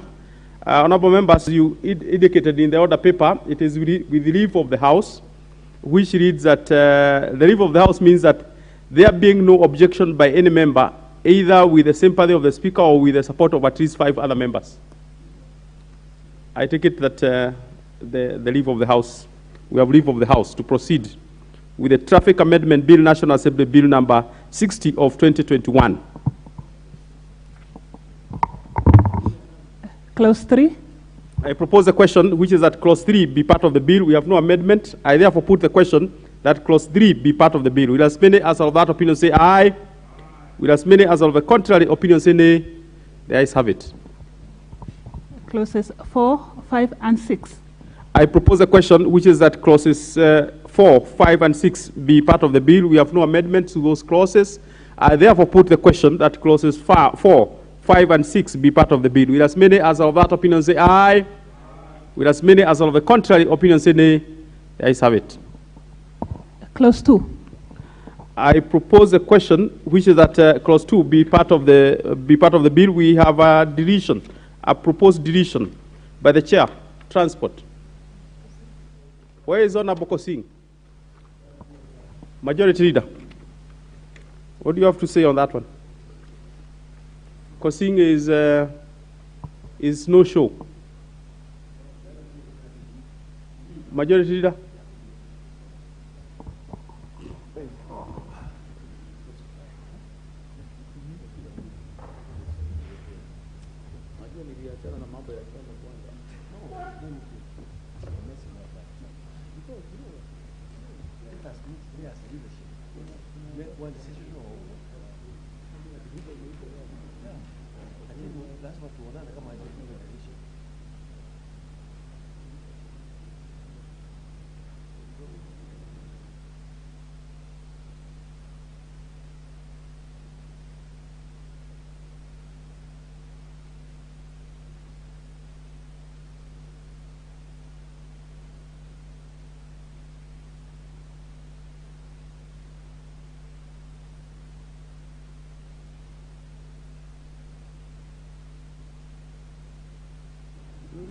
Yes, Honorable Chair, on behalf of the Chair of the Departmental Committee on Transport, I beg to move that the Traffic Amendment Bill be amended as per the order paper, which is by deleting clause 2.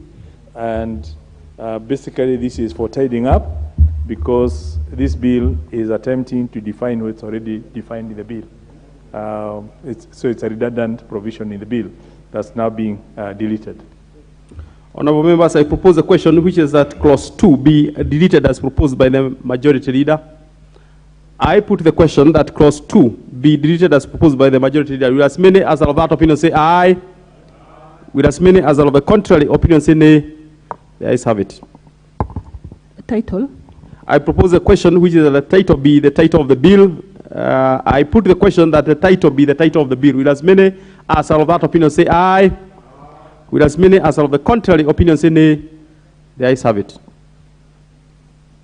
Clause 1. I propose a question which is that clause 1 be part of the bill. We have no amendment. I therefore put the question that clause 1 be part of the bill. Will as many as are of that opinion say aye? Will as many as are of the contrary opinion say nay? The ayes have it. Honorable members, we are done with the two bills. We shall now go to reporting. Mover of the bill. Shall we start with the Supreme Court? Yes, Honorable Chairperson, I beg to move that the committee do report to the House its consideration of the Supreme Court Amendment Bill, National Assembly Bill number 15 of 2022, and its approval thereof without amendments. Honorable members, I put the question which is that the committee do report to the House its consideration of the Supreme Court Amendment Bill, National Assembly Bill number 15 of 2022, and its approval thereof without amendments. Will as many as are of that opinion say aye? Will as many as are of the contrary opinion say nay?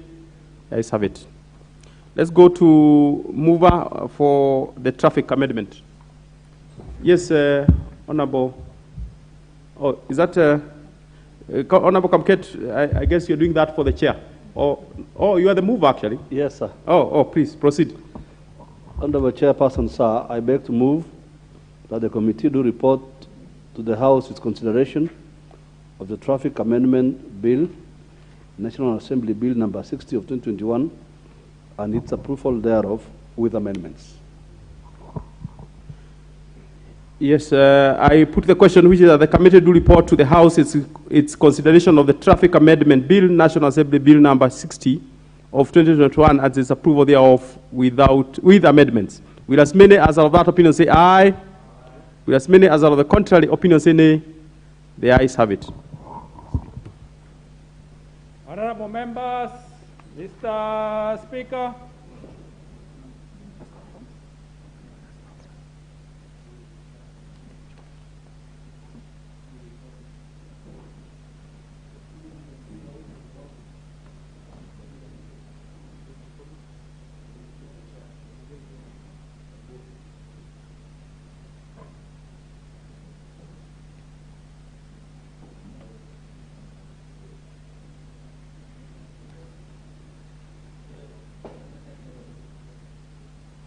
Chairperson, let's start with the Supreme Court.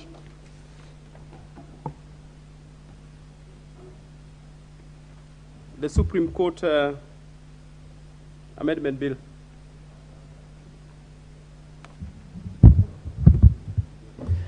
Honorable Speaker, I beg to report to the committee of the whole House that the whole House has considered the Supreme Court Amendment Bill, National Assembly number 15 of 2022, and approved the same without amendment. Mover. Honorable Speaker, I beg to move that the House do agree with the committee in the said report. I also request the Honorable Mwadhi to second the motion for agreement with the report of the committee of the whole House. Honorable Mwadhi. Honorable Speaker, I second. Honourable members, I propose a question which is that the House do agree with the committee in the said report. We shall putting the question on that. Let's go to the Traffic Amendment Bill. Chairperson. Thank you, Honourable Speaker. Honourable Speaker, I beg to report to the Committee of the whole House that the whole House has considered the Traffic Amendment Bill, National Assembly number 60 of 2021, and approved the same with amendments. Mover. Mr. Speaker, sir, I beg to move that the House do agree with the committee on in the said report. I also request the Honourable Leader of Majority to second the motion of agreement with the report of the Committee of the Whole House. Honourable Speaker, I beg to second and thank the Honourable Kamket for bringing this amendment and his committee of delegated. It's a timely amendment to the NTSA, and I'm sure it will help. And this House for the support is given this bill in a record time. I second. Honourable members, I propose a question which is that the House do agree with the committee in the said report. Honourable members, we shall not put the question on that.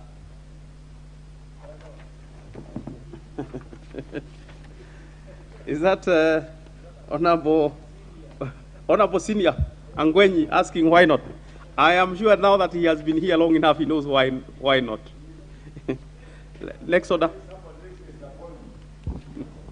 Order number 18, motion. Report on 5 sets of draft election regulations 2022. Chairperson, Committee on Delegated Legislation. Honourable Kamket.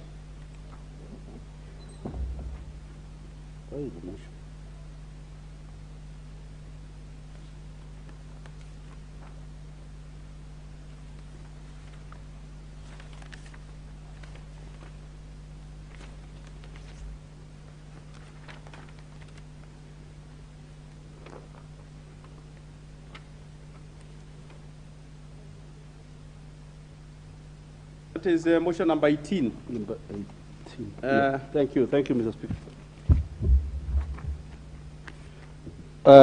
Mr. Speaker, sir, I beg to move that this House adopts the report of the Committee on Delegated Legislation on its consideration of 5 sets of draft election-related regulations laid on the table of the House on Thursday, June 2nd, 2022, and pursuant to the provisions of Section 109(3) of the Elections Act 2011, resolves to reject the following. Number 1, the draft Elections Registration of Voters Amendment Regulations 2022. Number 2, the draft Elections General Amendment Regulations 2022. Number 3, the draft Elections Voter Education Amendment Regulations 2022. Number 4, the draft Elections Party Nominations and Party Lists Amendment Regulations 2022. And finally, number 5, the draft Elections Technology Amendment Regulations 2022. Mr. Speaker, the Committee on Delegated, the Chairman of the IEBC forwarded a letter dated 7th of April 2022 to the Clerk of the National Assembly submitting the regulations as read above. The draft regulations, Mr. Speaker, were received on 11th April at the Speaker's office and tabled on the 14th April. Being the last day, 14th April 2022, being the last day preceding the long recess, which ran from Friday 15th April 2022 to Monday 9th May 2022, and was subsequently committed to this Committee on Delegated Legislation. Mr. Speaker, sir, Section 109(1) of the Elections Act, number 24 of 2011, confers on the Commission powers to make regulations generally for the better carrying out of the purposes and provisions of the Act. Section 109(3) of the Elections Act provides that the power to make regulations shall be exercised only after a draft of the proposed regulations has been approved by the National Assembly at least 4 months preceding a general election. The latest possible statutory timeline within which the draft regulations ought to have been approved was the 9th of April 2022, being exactly 4 months before the general election scheduled for the 9th of August 2022. Mr. Speaker, Section 15.2 of the Statutory Instruments Act 2013 requires the committee to make its decision within 28 sitting days, or the regulations are deemed to have been approved by operation of the law. The House was on recess from 15th April 2022 to Monday 9th May 2022.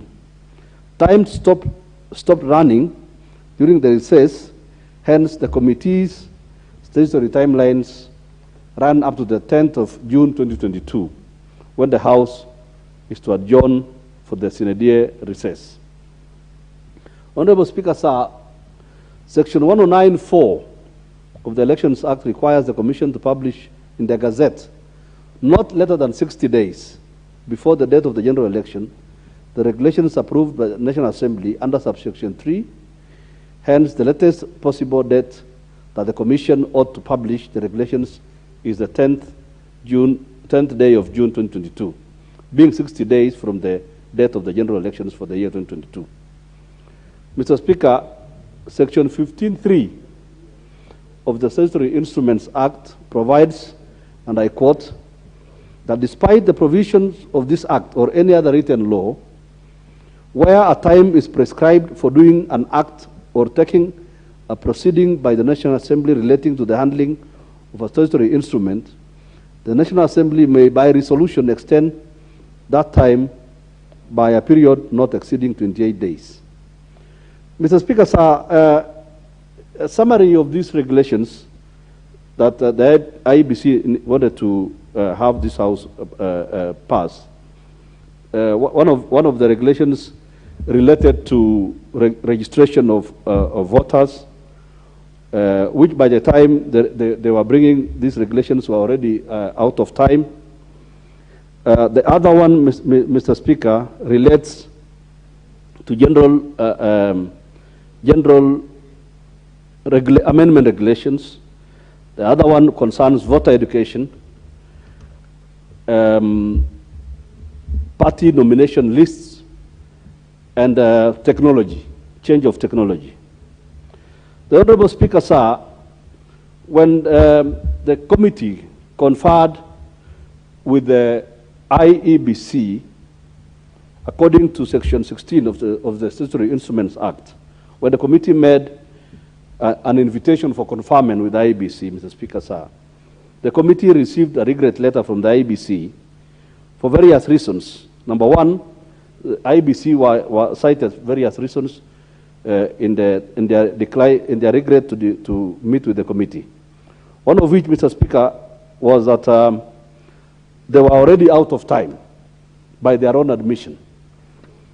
And Mr. Speaker, one of the other issues they raised was a budgetary constraints that they had as a commission.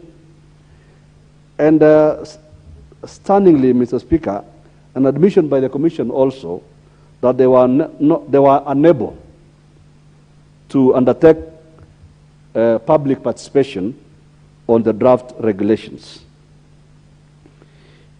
Therefore, in determining what to do with these regulations, Mr. Speaker, sir, the committee examined the same regulations in line with the Constitution, the Elections Act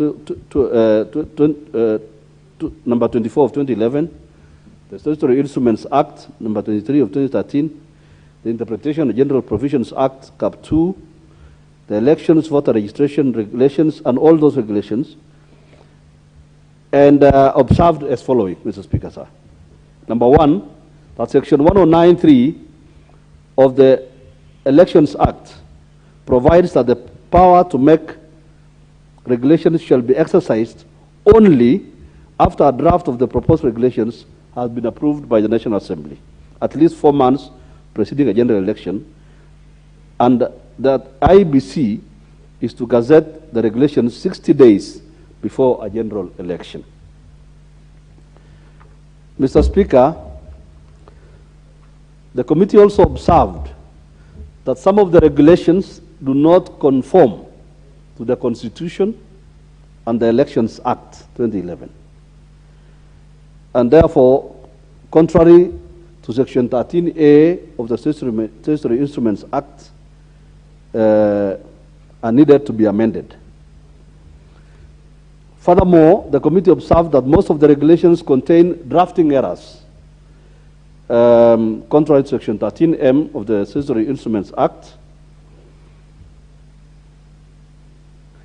And unlike regulations, Mr. Speaker, sir, in further observation, unlike regulations made under other statutes, 109.3, Section 109.3 of the Elections Act requires that regulations made by the Commission under that Act must be laid before the National Assembly and approved by the House before they are published in the Gazette.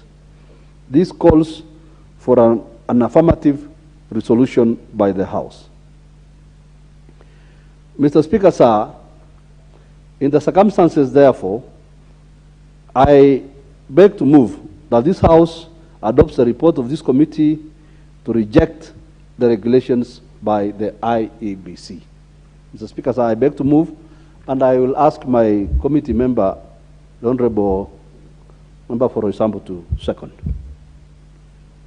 Honorable Jalango. Thank you, Mr. Speaker.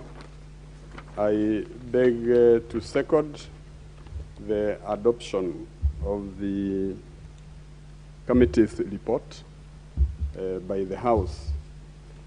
Mr. Speaker, my chairman has adequately canvassed the legal grounds for the rejection of these draft regulations. I therefore need not to overemphasize or repeat the legal grounding for the rejection of these draft regulations. Mr. Speaker, I only wish to cite the issue of voter registration and the draft regulations concerning voter registration. We know that IEBC has already concluded voter registration.